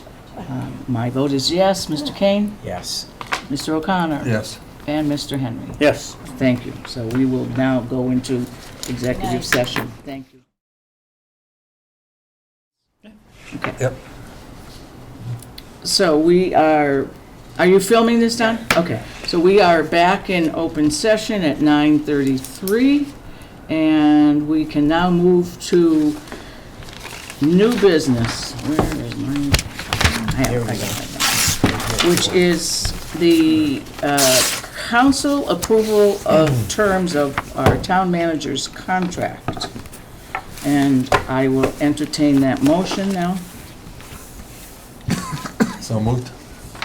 Well, there's writing for it. So, Yeah. we want to read this Yeah. Right. motion down at the bottom under new business. Somebody that So wasn't I on our move to committee. approve the contract terms of town manager Mary McNally as discussed in executive session. Second. Motion's been made and seconded. Further discussion? Hearing none. All those in favor, please say aye. Aye. Opposed, please say nay. That motion passes unanimously. And the second item relative to a condition in the contract is the matter of the residency requirement. And Mr. Henry, can I have that motion, please? I move that that the town council waive the residency requirement for Mary McNally with the terms Notwithstanding the town's charter provisions requiring residency, the town council, under its powers under Article 3, Section 1, hereby waives the requirement for residency so long as the town manager continues to reside at her current address. Second. Motion's been made and seconded. Further discussion? Hearing none. All those in favor, please say aye. Aye. Opposed? Please say nay. Motion passes unanimously. And with that, I will now entertain a motion to adjourn. So moved. Second. The motion's been made and doubly seconded to adjourn. All those in favor, please say aye. Aye. Opposed? Motion passes unanimously. We are in adjournment at 9:35 p.m. We'll be back in session on Tuesday, February the 11th. Thank you and good evening. Thank you. Good job.